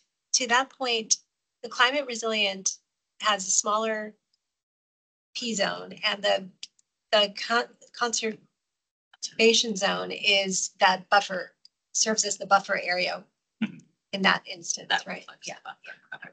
Yeah, and really simply, you can just, the amount of dark green in the maximum is significantly, because of those buffers, you can just see how much more is covered in the dark green, which is the highest protection that we apply to resources. Thank you. Okay, I'm going to go to Corky and then over to Bob. Corky, please. Sure. First question, two questions. One is looking at the maximum protection. Well, actually look at all four of them. And again, this is a question about the scenarios in general, not really specifically this. But I'm seeing on our existing E-zones, kind of in the bottom center in the residential area south of Sandy, we have P and C zones on that. And then it disappears in all the three others, including the maximum protection scenario. I'm trying to figure out what happened there. That's a really good question. So the first slide is that the portion of Wilkes Creek that's south of Sandy Boulevard is outside of our project area. That was addressed in the recently concluded E-zone map correction project that was adopted in 2022. So the E-zones on that southern portion of the creek show up when we're showing the existing E-zones, because that's a citywide E-zone layer that just comes so out. they are there in reality. We're just not seeing them on these maps. Okay. Yeah, there's no change, but yeah, that does. Thank you for asking that. Thanks. That makes sense. The other question I had is, and this might get to, again, I'm counting, this is a general question about the scenarios overall. If you look at the existing E-zones on the upper right along the slough there, you see a lot of P-zones. Now, this is in an area where P-zones were applied before industrial development in the area. So basically on the industrial side, we said, hey, if you want to put P-zones around the wetlands, go right ahead because it'll take away from the usable land, but we can do it because it hasn't been developed yet. When we get to other parts of the Columbia Corridor, you're putting P zones on land that is currently being used, and that makes it more complicated. So with that in mind, the existing P zones along the slough in the upper right-hand corner are what we have right now. They were applied before that area was developed, and they exist now. And then they get removed in some of these other scenarios. And I'm questioning the wisdom of that. And I know this starts to get complicated, in terms of, can we keep them where they exist and not apply them in other areas where they currently don't exist? But I think this might get to an important question on how we move forward. If we've got a P zone there right now, and the development has occurred with that P zone factored in, then removing it doesn't really gain us much from an economic perspective. But we do lose from an environmental perspective. So I question whether we want to be doing that. And that gets to also some of the code that applies in Title 13. We're not technically allowed to roll back E-zones significantly from where they currently are. So on most sites, if a P zone is applied, unless we have a really good justification for why it wouldn't be applied in the future, we have to keep the P zone there.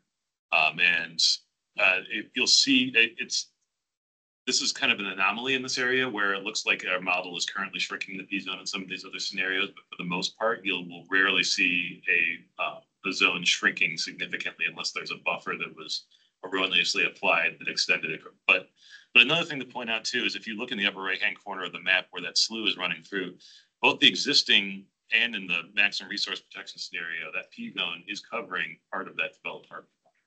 Right, but in the other two scenarios, it pulled, well, maybe it doesn't pull back, maybe it just converts to C. I think it's mostly just converting to C, but in the minimum scenario, it might be a bit of a shrinkage.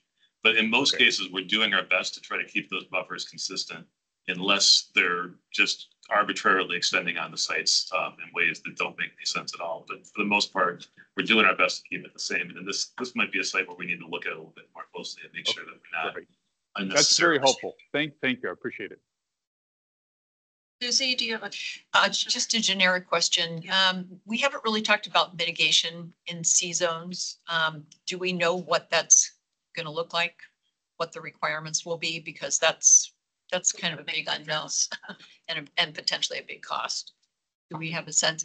I guess the other thing I would say about that is you could actually do, well, your assumption for the greenway on the existing, we know what those requirements are. And so I just want to highlight, we don't know what the mitigation cost will be for the new requirements, the potential new requirements, I should say. And I think that's one of the issues we want to explore through the readiness study is to understand those costs. But in general, if there's a wetland in a C zone and you were to develop over that wetland, the expectation would be no net loss of functional value. So you'd have to replace it with some resource enhancement. It doesn't necessarily have to be on site. It could be somewhere else in the Columbia Slough. There could be a mitigation bank. There could be acquisition of other parcels by landowners that could do that mitigation elsewhere. But in general, if you're going to lose an acre of wetland, you're probably going to have to develop or is it one-to-one? One-to-one? Can't remember what the ratios are. I think in the existing code it's 1-to-1. In the River E, I believe there's a ratio where it increases if you do it offsite than if you do it on site. I think currently in the E zones, I don't think there's any specified ratios right now, but you would have to demonstrate no net loss of function. So I think that's an important piece of information for us to all know as we think about these scenarios as well as assumptions. Thank you. Thank you. Bob, thanks for your patience. Yeah, so I'm still trying to understand the shrinkage on really the low scenario. I mean, is that a rollback scenario? Because what I do see there is green disappearing off the map, not only up in the upper right-hand corner, but also down in the middle of the bottom and where the road cuts through as well. Are those map corrections or are those rollbacks? There's some refinement of where the actual resources are, right? So this is in conjunction with the fact that there's refinement So this is the map correction process being brought forward, but is there anything else other than map correction? I wanna- Roll back. Corky, I think it asked about maybe what you're asking about, which is the lower part of the map that looks like it goes away. I think it's, he's talking about through Northeast Mason Street. There's currently conservation zone. Sorry. Yep. It's not here. Yep. Here. But the one in the Yeah, the bottom one in is the just a bottom is- mapping situation for It's outside discussion of the today. site. That doesn't go away. Yes, the southern branch of Wilkes Creek south of Sandy Boulevard, those E-zones are not being impacted at all. We should have put a block so you couldn't see it in the existing E-zones. Is this section? That will remain the exact same as it currently is. In terms of the middle of Northeast Mason Street, there's no open stream channel through that street there. It goes into a culvert and there's a gap of about 100 feet where it's underground. So the current C-zone, in my opinion, is erroneously applied to that right of way. And there's no reason that you should have a C-zone where the stream is in a I culvert. think the C-zone was applied before the road was built, is my That's understanding. Yeah, that's a good point. So if I can jump in there. Yeah. And you're correct right. me if I'm wrong here, but Bob, I think that there is a little bit of a narrowing of the C-zone around Wilkes Creek through the middle of the site there. I think it might be maybe 10 or 15 feet wider under existing E-zones than it would be in that minimum scenario. In general, we're trying to keep buffers that are consistent with what the existing E-zones are there. So that might be a little bit smaller, but you are getting protection of wetlands and other features in that scenario that are left completely unprotected currently. So there's a little bit of buffer on the creek, but net benefit is that you're getting resources protected that weren't previously protected. And I'm not opposed to swapping, but I just want to understand the basis for it. So is that a decision on the part of BPS that, we don't actually need them there, but we don't put them over here, or is that a map correction? I think that's more of a policy decision of trying to do uniform buffers throughout the entire area, but I think it allows for more specific site-specific refinement as we get through and get into the finer details of it. But we went with a uniform scenario of saying throughout the entire project area in that minimum scenario, we're going to go with 30% buffers. Later in the process, once we choose what scenario we're following, there'll be another step of public comment on the details of how we've actually done it, right?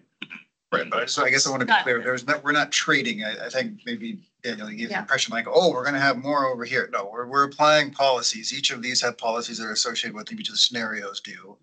One of those starting points is we are trying to be as consistent with existing protections as we can unless it doesn't make sense in terms of where the resources are, et cetera. But each of the scenarios have policy and those protections that Daniel went over, the different level where the conservation and the protection zone are going to be applied. Each of them have a mix of those policy decisions, and this is what comes out when you apply those policy decisions. So in this case, there might be some smaller narrowing of where the E-zone is located on that north-south orientation, but all of these three are all just the representation of those policy decisions that we have established under the scenarios. When we created that minimum scenario, the goal was to have a no net increase of E-zones. It's like, can we stay consistent with Metro Title 13 and can we keep the E-zone numbers throughout the project area about the same as what they are currently? And so it wasn't a trade-off necessarily. It was just trying to get protection of all the resources that should be protected in a way that doesn't. If I may, a comment for Bob and also a verification of what we're hearing, which is on these maps, there's, on any of the maps, there's no loss of E-zones on any of the scenarios except through map corrections or some mistakes. And on here, we're seeing a map correction at Mason and then just a mapping, they pulled up the wrong maps below Sandy. So any loss of E-zone should be, for the most part, with a few exceptions, should be either map corrections or just a goof on the map we're pulling up. Yes. Saying nodding. The policies that Jeff is talking about are the standards for what types of whether a resource is high value, medium value, low value, and what kind of buffer there is around them. So it's if you have access to the slides, it's basically, if you want to refer back to it, it's slide 8, right? Slide 8 shows the conservation zone standards, if you will, and the protection zone standards for each of the 3 scenarios. And they were applied equally. Yeah, it's a methodology, right? It's used and applied across all those. We have about 15 more minutes to talk about site specific. I think this has been helpful to like get at what these sites or what this whole sort of scenario is looking at. I think what might be helpful is, well, we could do two things. We could pick a couple more to look at in depth, or you could do a like no questions, not a lot of detail, just sort of here's what you're seeing, and then we can go back to something. So I'll leave it up to Bob and Corky and Steph and Benton as to your preference. Would you like us to have Daniel run through all the maps quickly and then go back to ones that are interesting, or are there a couple you all think are particularly instructive? Thoughts? Why don't we just try to go through quickly? Okay. And that maybe hold questions and then let's go through them. Maybe just point out sort of how things are kind of shaping up in each of these scenarios. This is an interesting one. I'm going to jump to one of the ones Great. that's in the Northreach, just so that make sure that we adequately address both these geographies. Thank you. So this is the Siltronic site. Siltronic has largely built out a lot of their site, but I don't know, half of it or a third of it is still developable. And again, upper left-hand corner is existing constraints on the site, environmental protections, and then the others are scenarios. The River E, remember, we only have two different scenarios for the River E. So it's either a 25-foot setback from the bank of the Willamette or a 50-foot setback. So both the medium and the high are showing the exact same map. The low is showing that 25-foot setback scenario. And one thing to note is there are E-zones that currently cover part of the site. Those were applied back in 1990, back before we had any idea of a River E. And so the idea with this Northreach project is we would be replacing E-zones when they are within that greenway boundary on these sites that are adjacent to the Willamette. We'd be replacing E-zones with River E. Oh yeah, and so yellow is in the existing is showing us what the greenway constraint is, which is basically just a setback from the top of the bank. And then yellow in the other scenarios becomes the River E, which the River E is replacing that greenway constraint. It's a very different type of zone, but it's basically we're saying within this greenway geography within the Northreach, the yellow represents the constraints here, whether it's greenway or River E. So that area is already covered by Greenway. Right. The top right.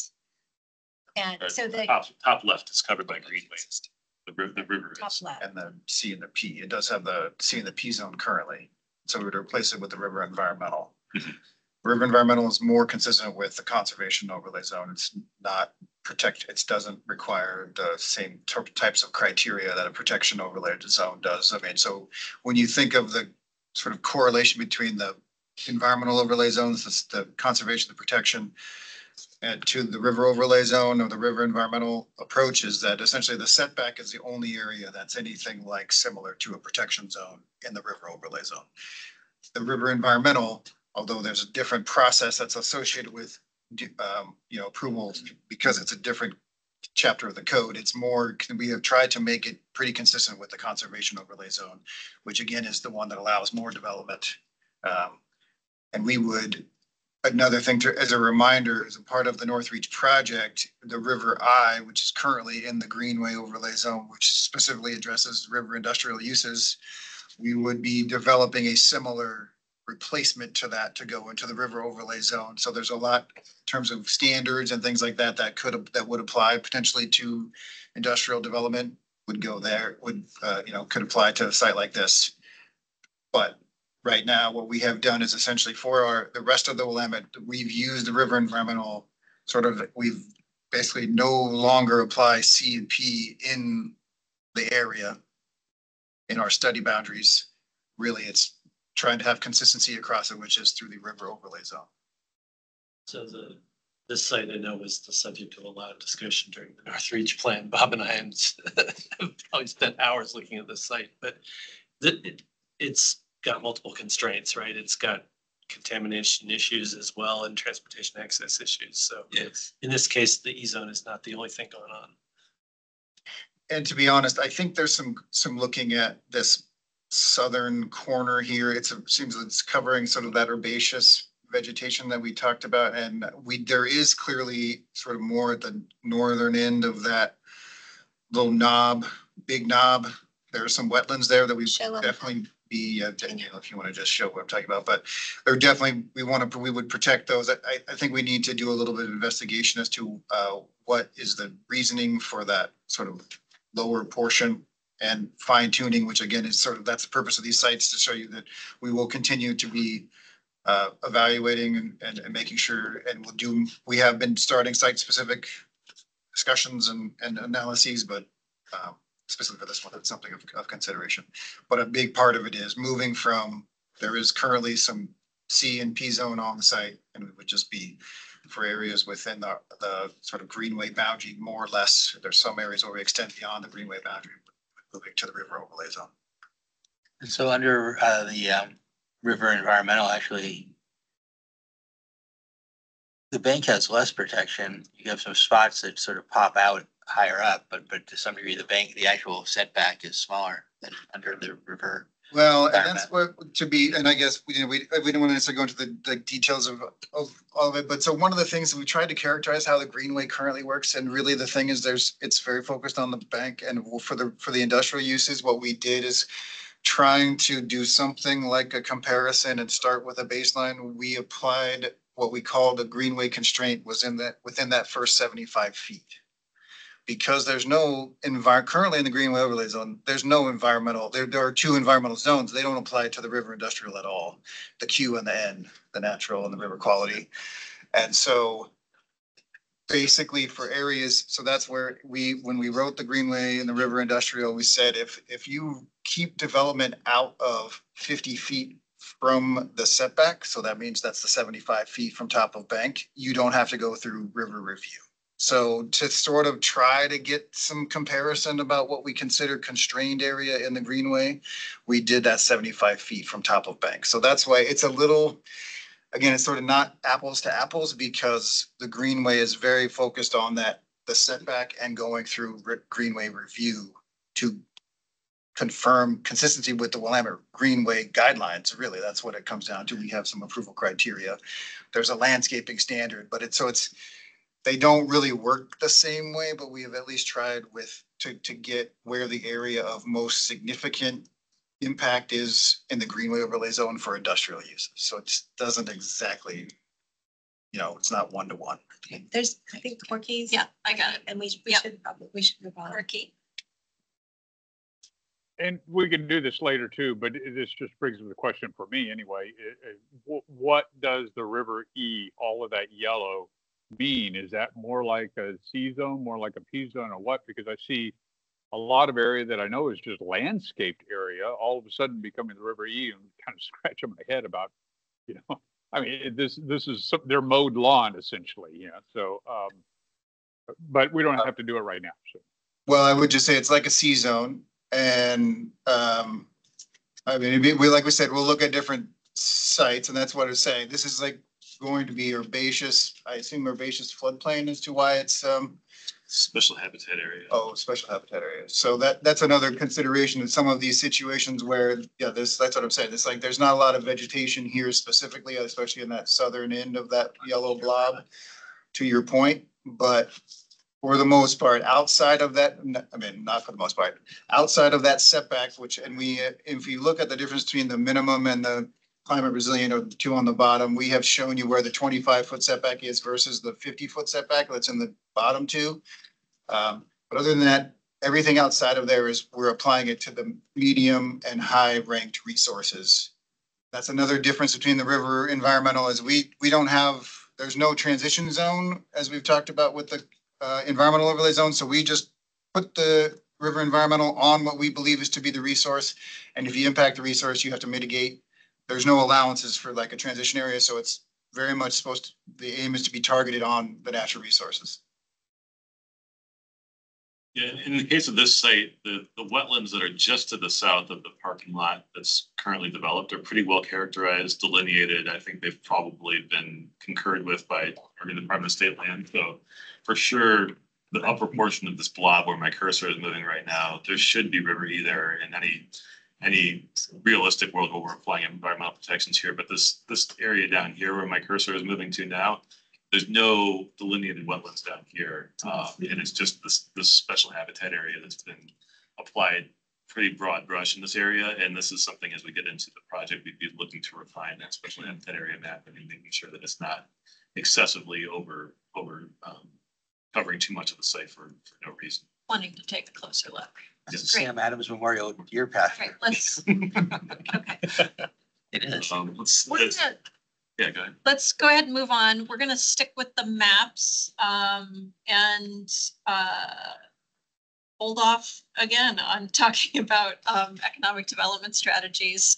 But we could probably also, the staff maybe can stay a little bit afterward if you want to talk one-on-one about that today.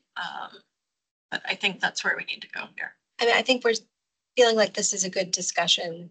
And so we want to keep pointing out with some it. questions. Yeah, bringing out some questions and we can take up what was intended to be the rest of the agenda at a future time. So great. Carry on, Daniel. But we do have 30 minutes, so it's not a huge amount of time. Sure. Yeah. So this is Terminal 4, which is mostly just a big, huge parking lot. But at the southeastern end of Terminal 4, there are a couple of vacant parcels that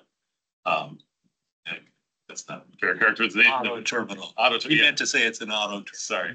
I mean, it's fully paved out. I mean, if you look at it in the aerial, like it's wall to wall, completely covered by asphalt, and it's so there's very little resources on the vast majority of it, but there is in the southeastern corner of it a couple of vacant parcels that could be developed in the future. And so again, upper left-hand corner is the existing greenway constraint.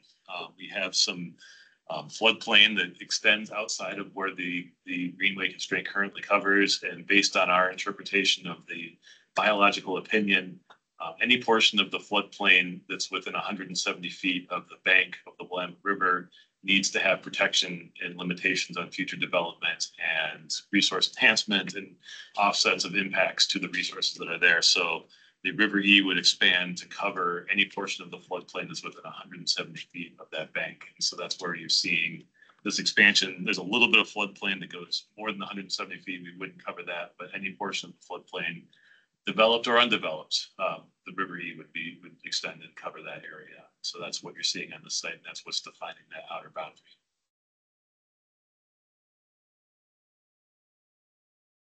Questions about this one or what you're saying? This sounds a little more straightforward on the map. Looks a little more straightforward. Bob, are you seeing anything? Still after. Okay.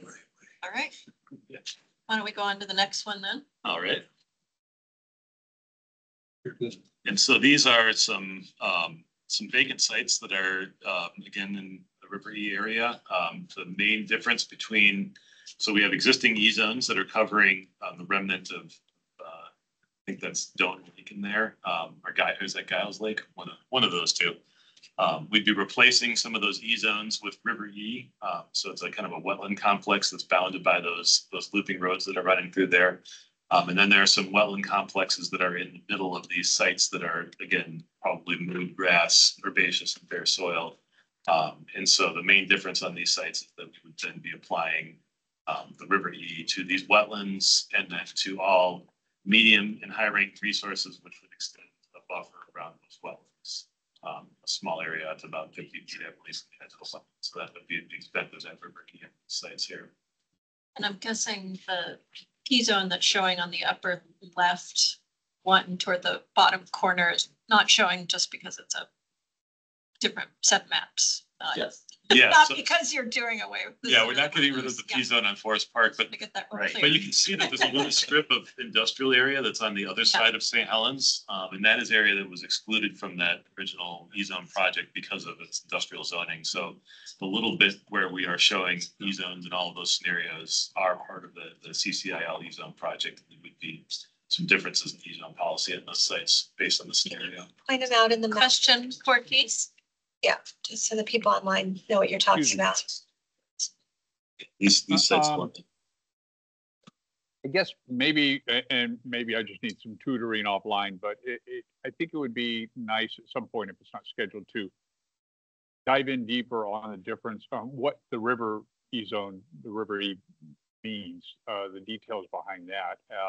On one hand, I'm encouraged. I like the idea because these parcels are relatively close to the river. They're not connected to it, but maybe they should be. And from a wildlife perspective, they are connected to it. So I like that idea.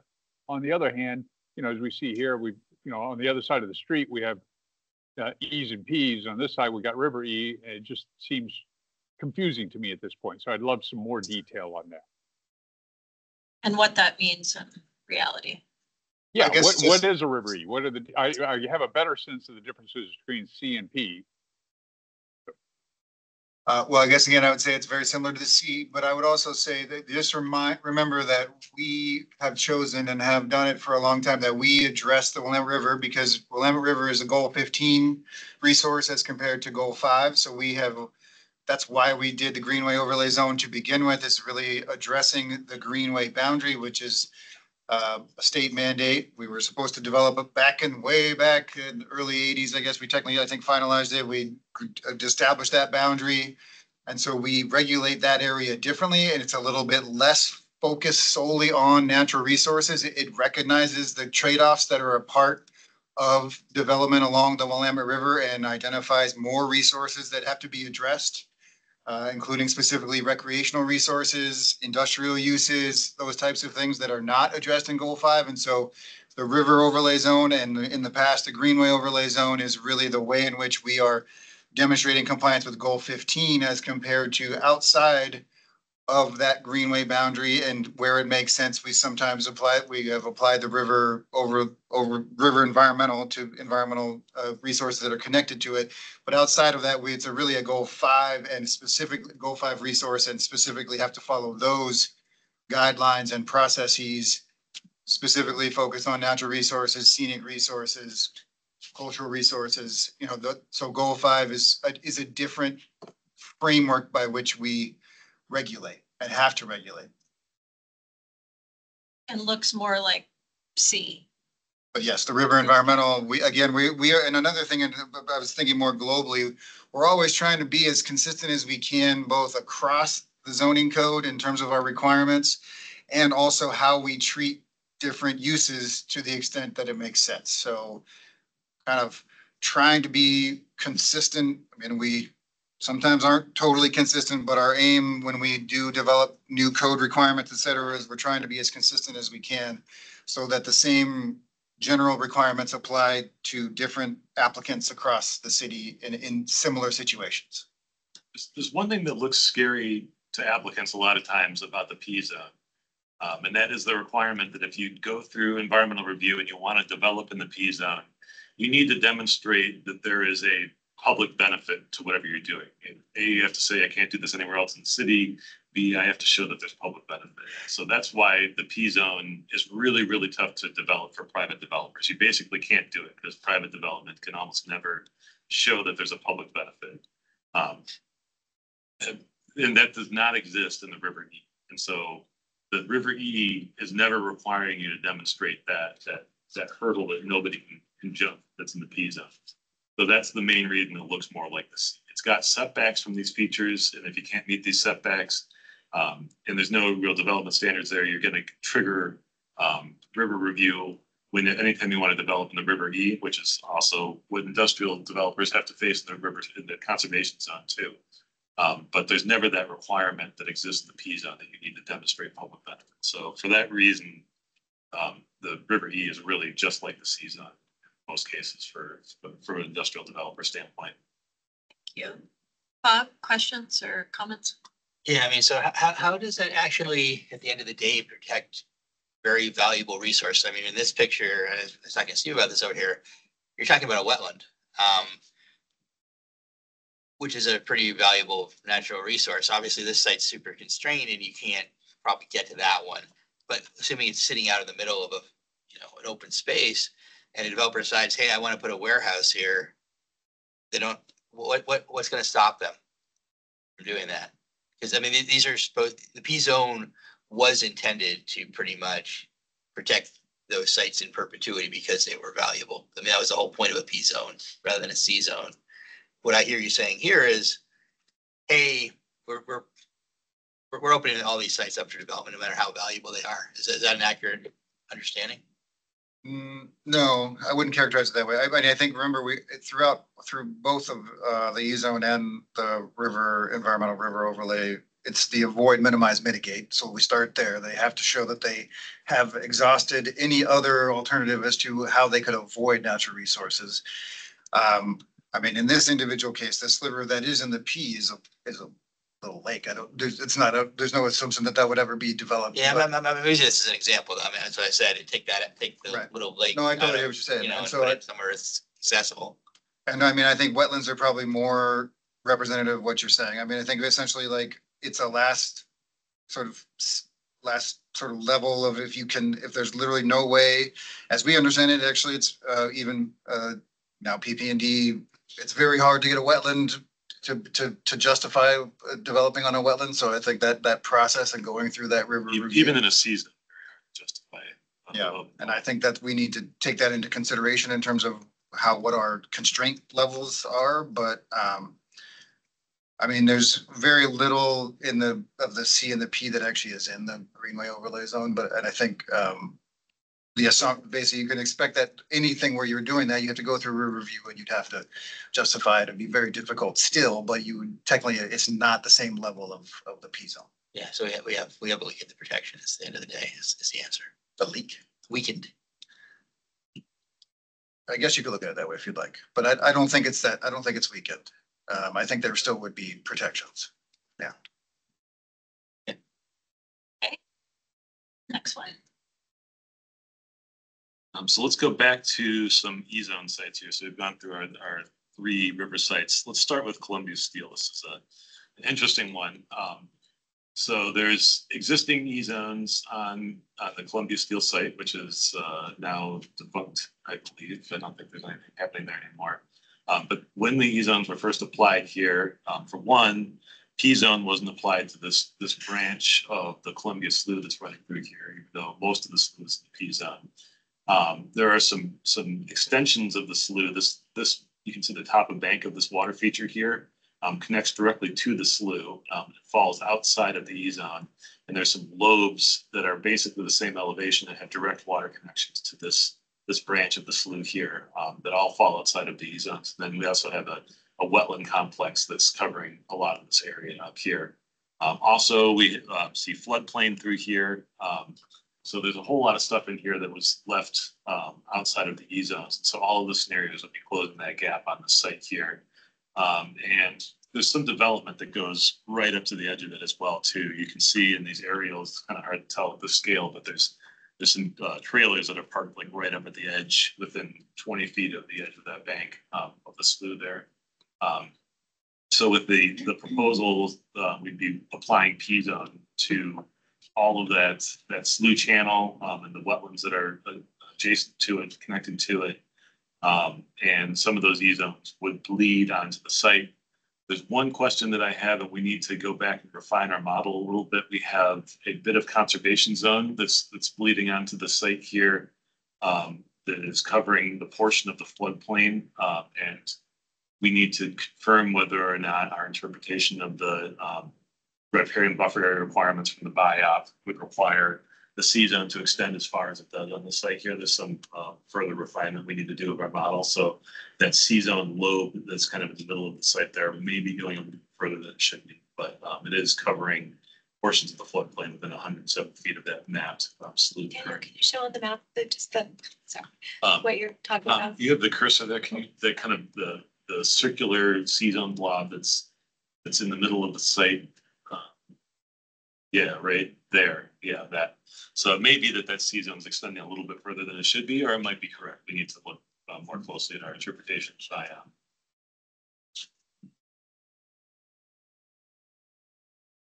So this is an instance where you're seeing the interplay between P-zone and floodplain requirements. Right.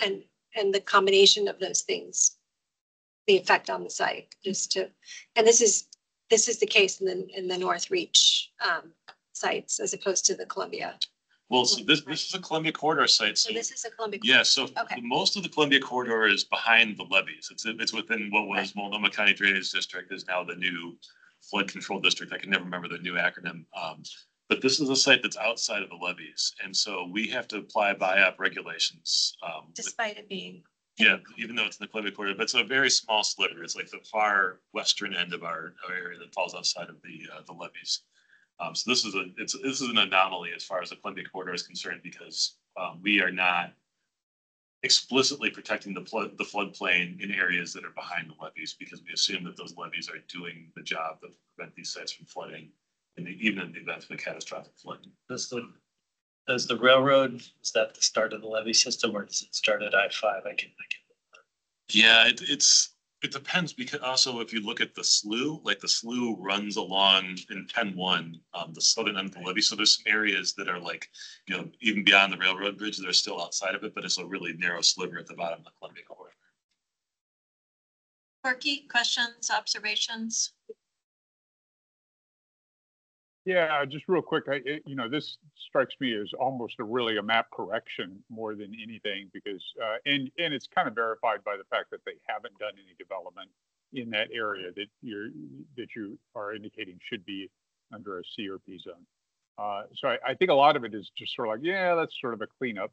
But it would be wonderful. It's a good example to look at that C-zone blob. I think we're talking about the same place, right near where it says Columbia Steel, just above the words Columbia Steel. Yes. That would be a really good section to look at. I don't know that should be an E zone, but the rest of it, yeah, clean that up, obviously. Yeah. And pretty similar outcomes between all the scenarios in this one. Which makes sense, knowing the area. It's like, yeah, that makes perfect sense. Bob? Yeah, I mean, again, it's a little nitpicky bit, and maybe it's just a map thing, but North Portland Road, which is that green strip coming down the bottom right-hand corner, there's protection on it now. You can't, it's kind of blocked out. It comes off in the low scenario. I was talking to Steve, I assume because it's a road, but then it comes back on in the high scenario, and I'm just trying to figure out why it comes off and comes back on. If it's a map correction, it wouldn't come back on regardless of high or low, just because it's a road. Yeah, I believe in that one, in the high scenario, I believe that there are some low value riparian resources that we're applying C-zone to if they are mapped as forest or woodland. In the other scenarios, we're not, but that's a good point, that rolling back protections is something we shouldn't be doing, and we should look at that site and make sure that we're keeping at least consistent with the existing E-zones that are in that area. We shouldn't be rolling back. Yeah. Okay. Little glitches that show up with. Well, that's popped up on two or three of the maps we've looked at. Maybe it's a bigger issue than we're thinking.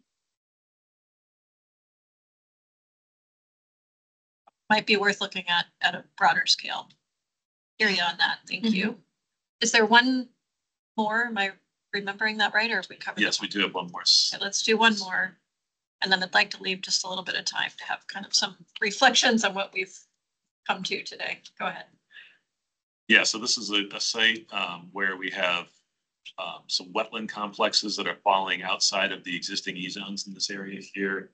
And then up here, this is a wetland stream slough complex, but then there's wetlands to the north, not them protected, so we'd be filling in those gaps.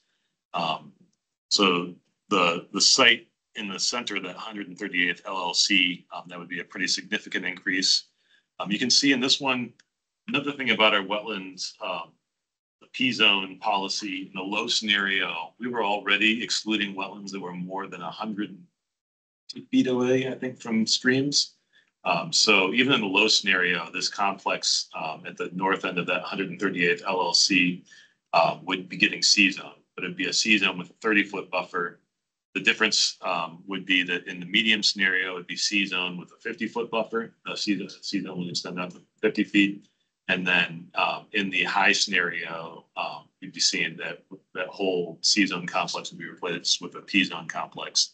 And there'd be some additional little blobs of C-zone in there. But that's, you can see a fairly significant difference on the site between all three scenarios in terms of how much is covered by the E-zones.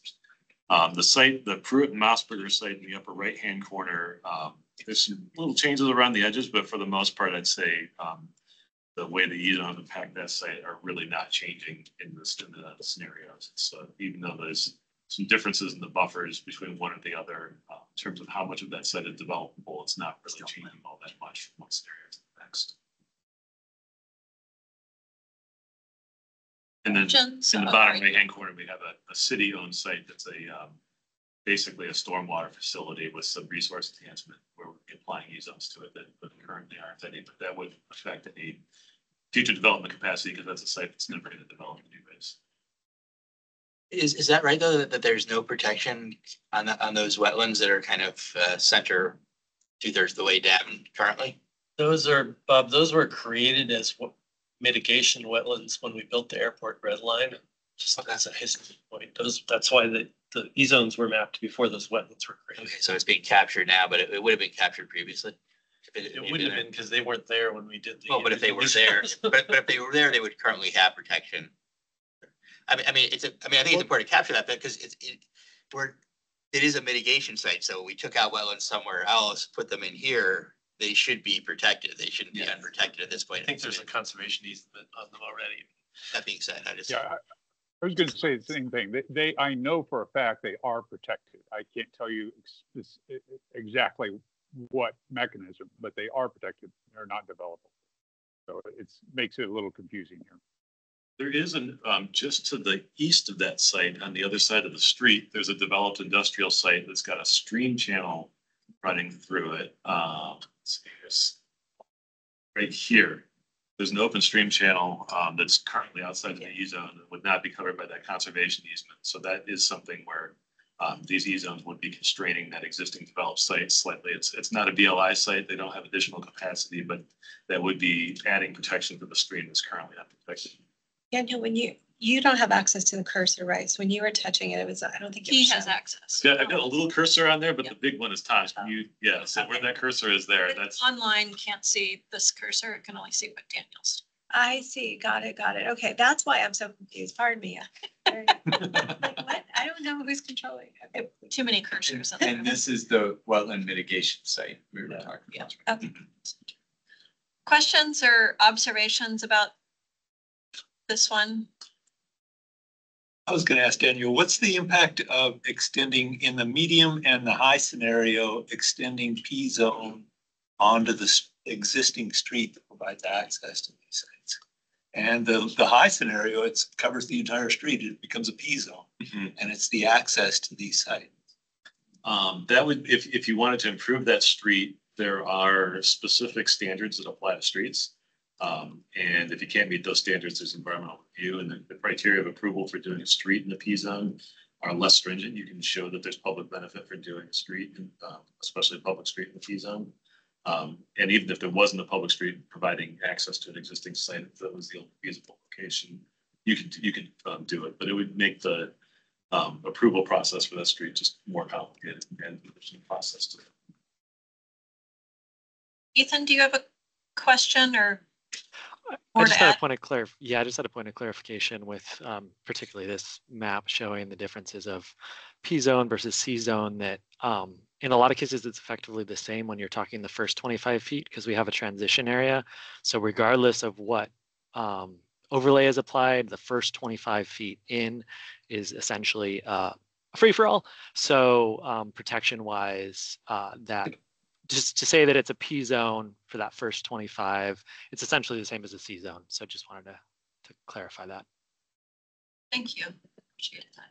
That's a good point. And currently, it's not, on industrial sites, it's not as cut and dry, but because we're proposing this regulatory relief where we would be treating conservation or the transition area on industrial sites the way we do it on residential sites, Ethan would be correct in the future that conservation zone becomes a freebie where there's really no restrictions on development there. Bob, did you have comment or question? Can I steal someone's card and just grab my daughter? Oh, right. That's a good one. They said car. I was like, hey, you didn't car. We get a car at the end of this, right? Underneath your I think it might be good for 5 minutes here to just kind of share some conclusions. I had a couple of takeaways. I'll maybe just sort of start, and I'd appreciate if any of the work group members or staff might want to join in. And I know, I'm sorry, Bob just had to walk out for a second, but he'll be right back. I just want to go back to our earlier question. There was a desire to make sure we're being really thoughtful in how the investment scenarios are being portrayed, and show some additional work about capacity without any investment over current. One, to make sure that you're showing the value of the investment to decision makers, and two, to make sure that everyone understands what these trade-offs are more completely. So I heard that. I heard that, and we sort of discovered through the conversation, applying the methodology is showing up, and maybe there's some little things that need some finer tuning. We knew that would happen on sites. And a question potentially about whether this little glitch that's shown up more than once that appears to look like an environmental rollback, maybe there's an issue in the methodology worth just kind of digging into. I don't know if that's true or you've already tried. I think with the conversation about investment environment, just sort of making sure those feeling comfortable. And I think we answered some of those questions today about how the discount rates were arrived at, and sort of what's included. And I know some of the early meetings we had, maybe a year ago, I don't know how long we've been meeting, covered some of those, and it might be worth sort of digging in or pointing out maybe some meeting materials from earlier. Those are more functional observations I have, but I'm curious to hear from you all, especially the work group members, sort of, as you sit back and think about this, think about the discount rates, think about the supply of land in aggregate, the charts that we talked about, and think about how that's sort of looking on different sites. Some sites maybe are showing much more river E zone that doesn't exist today, or showing not much difference between the scenarios. Sort of what is that, what's it adding up to you at this point? What are you thinking about these scenarios? We're not asking you to choose a favorite, but what are you sort of seeing in this body of work?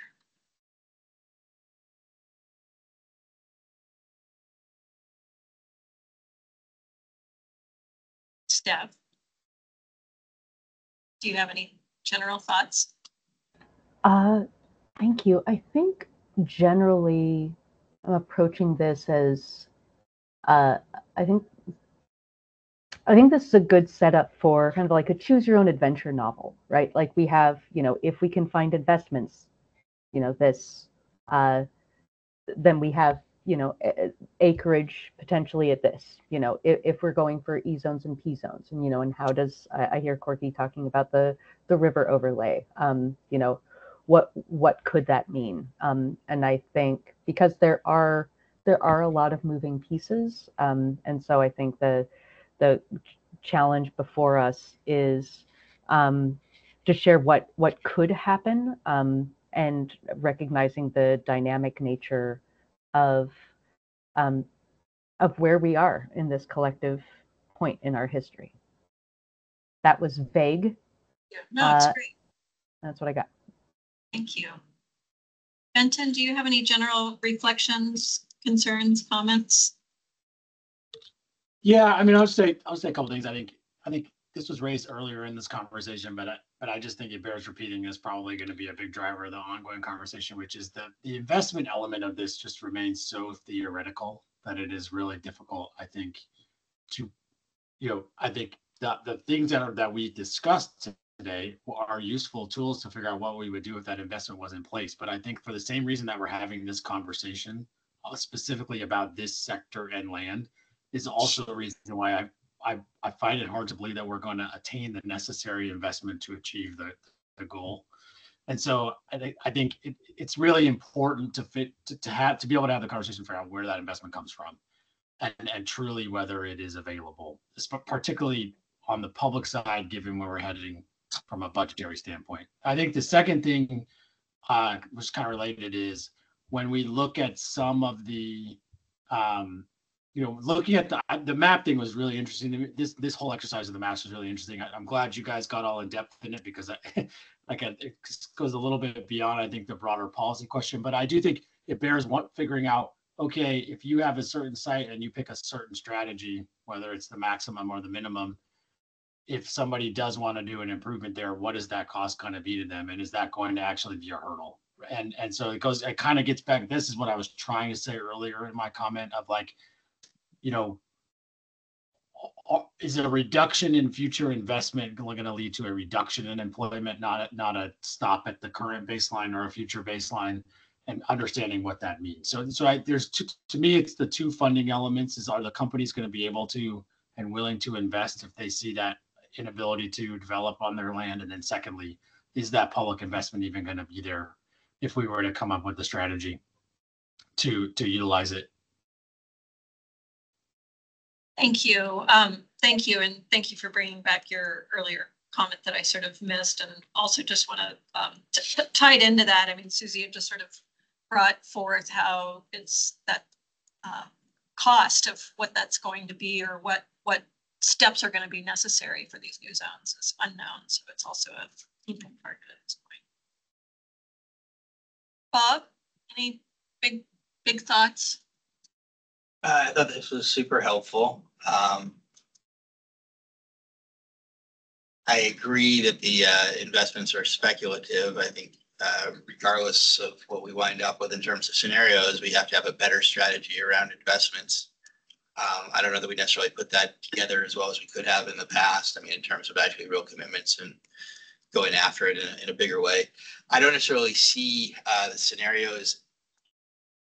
On one hand, they are tied to the investment, and on the other hand, they're also tied to legal mandates as well.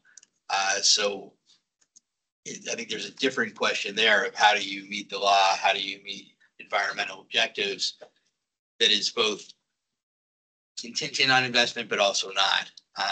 So I don't necessarily want to get into a scenario where we're saying, well, if we don't get this, then we can't do that. It may be a situation where we have to do that regardless of whether you get the investment. Mm-hmm. But I appreciate it. I think this is a super helpful meeting. Thanks, Bob. Marky, I'll leave it to you for the final work group comment. I got no big thoughts. Small head. That is untrue. All right. Yes, of course. Thank you so much. And I know we're just a little bit over, but Tom or Patricia, anything you'd like to contribute before we close today? I don't think so. I think we will continue to work on teeing up a conversation that is looking more citywide and broader at our other employment areas, and how to think about growth in those areas as well. And continue to work on these studies that can hopefully inform more of the inputs on the investment side. And I think, Tom, I don't know if you have anything else. Well, just to acknowledge Benton and Corky and even Bob saying, yeah, we recognize that the investment strategy is speculative, is theoretical, and that's what we're hoping these studies help us to provide, that depth of information and the level of investment that's going to be needed to really move that needle, so that we can figure out, is this real or not? Is this achievable? That's a lot of the stuff that we'll be working on here in the near future. And I think just as, we're looking to continue the discussion with all of you as we get new information, and then as these study results start to come together, then we'll also reconvene as a group to share those results and how that changes or affects these bigger choices and the EOA as well. Give us a more grounded view about the investment needs and opportunities. Yeah. All right. Well, with that, thank you all so much. Thank you for everyone online. We will be in touch. Thanks, team. Forward to seeing you in person next time. Take care. Yeah.